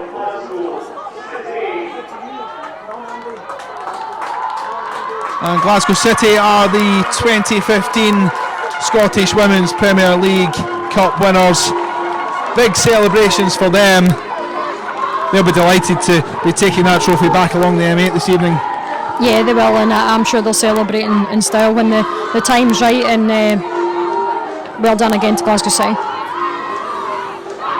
Well, the celebrations will go on, but they do have a league campaign to carry on with as well, and it's important that the focus goes back to that one straight away, because it's so tight between the 2 teams at the top of the league. As we've touched on a couple of times, they're really only separated by goal difference, 22 points each. Yeah, definitely, and as I said previously, it's going to be a challenge for Glasgow City this year in the league, and it'll be really good to see who comes out the winners, and I think Hibs will be even more determined now to get revenge against Glasgow City and hopefully take the league title off them. Well, they'll be looking to do that as soon as they possibly can. We are hopefully just going to have a word with Leanne Ross. She's limping off the park, so it could take a couple of moments for her to get here. What will she be feeling just now, Suzanne? Because aside from pain, of course, because it looks as though her knee's sore, by the same token, she'll be delighted to have come through that one and to play a part as well in the equalising goal. Yeah, I think Leanne will be delighted, and I think she deservedly should be, because she came on and done fantastic for Glasgow City. She set up the winning goal as such, so she'll be delighted. I think she'll maybe be a wee bit gutted how she's feeling in pain, but I mean, she'll be delighted she's lifted the cup. Well, Leanne is on her way up. It's a big moment for Glasgow City in the sense that they now take this into the rest of the campaign, and they're obviously looking for a treble this year as well. What would it mean for them to get the clean sweep of titles once again? I suppose after a while, it becomes commonplace, it becomes something that you're used to doing, but by the same token, you want to keep winning, you don't ever want to stop doing that. Glasgow City are not going to give up on anything that they achieve, so they're wanting this title as much as anyone else, so I think they'll be really looking forward to it and the challenge that comes, and they'll win the treble. Can they go on to win that treble as well? Yeah, we know what Glasgow City are capable of doing, and I'm sure they'll achieve the treble, but the Hibs and other teams are not going to let them have it as easy this year. Well, I'm delighted to say we are joined by winning captain Leanne Ross. First of all, how are you? It looked like a sore one at the end there. She's just caught me as she's went to clear the ball, but I think it's just a bit of bruising, so hopefully we'll be fine. Of course, it looked like obviously not a nice way for the final to finish, but you'll have been delighted by the same token, I'm sure, while you were in a bit of discomfort to hear that final whistle, because it was a really tough game against Hibs tonight. Definitely, I'd take that any day. I mean, it's not about me, it's about the team, and we've came away with the trophy, and that was our plan tonight. But all credit to Hibs, they've came out and they've pinned us back in the first half. They've got a great goal to take the lead, and we've had to dig deep to to get the 2 goals to win the game and then to hold them off. The substitutions seem to make a difference. Obviously you helped set up the equaliser for Kerry, but also Erin Cuthbert came on and played her part as well. Probably big credit to yourselves for carrying on, because Hibs got the lead and may well have even added to it before you get yourselves back into the game, but slowly but surely City came back into the match. Yeah, we know that we've got quality right throughout the squad, so it was important that when Erin and I came on and the other girls that came on as well, we did make a contribution to the game. But the girls that started the game, they've done well, and as I say, we've came home with the trophy, so that was the aim of the day. Of course, Susan Fairley with the goal 3 or 4 minutes into extra time. Probably a little bit of sympathy for Jenna Fife, because she seemed to get a hand on it, but I'm sure you're not feeling too much for her at the moment. It was a goal that certainly your team will feel you deserved, and it was a great moment for Susan. Yeah, like I said, we've came out in the second half and we've took the game to them, I think, and pinned them back. So as far as I can see, we've deserved the goals that we got, and Susan's worked really hard tonight and deserves her goal as well. Is this something you can now take into the rest of the season? Of course, it's great to have a challenge from to dominate. You can risk becoming complacent. Hibs certainly aren't going to let you do that though, and I'm sure you'll look to push on and keep things going. That's 12 trophies in a row now for Glasgow City. Yeah, and I'm sure Hibs will take a lot of credit from the game tonight as well. They've played well, they've given us a tough game, and like both teams have just got to go on and keep their league form going and see, hopefully, if we can battle it out all the way to the end and see who can take the title. Still going to be a long way to go in the league, but certainly you're both level in 22 points, 7 wins apiece. You drew over 90 minutes today, you drew as well, of course, and you drew a couple of weeks ago in the league too. Yeah. It's going to be a really tight run thing this season. Under no illusions that they're going to try and push us all the way, but we've got to be ready for that and just keep digging away in the games and get putting the points on the board. Well, we'll let you go and get an ice pack in that knee. Well done today. Thank you, thanks very much. Thank you very much for joining us as well. Thanks to Suzanne Grant as well. It's been a fantastic final here at Ainslie Park. It's finished 2-1 to Glasgow City. In extra time, they made it by the skin of their teeth and no more, but they take that into the rest of the season. It's the start of a domestic treble, hopefully. Thank you very much for tuning in here on the Scottish Women's Football YouTube channel. Thanks for supporting the game as well. Please keep tuning in and following us on Twitter as well, and enjoy the rest of the season. Thanks very much for joining us.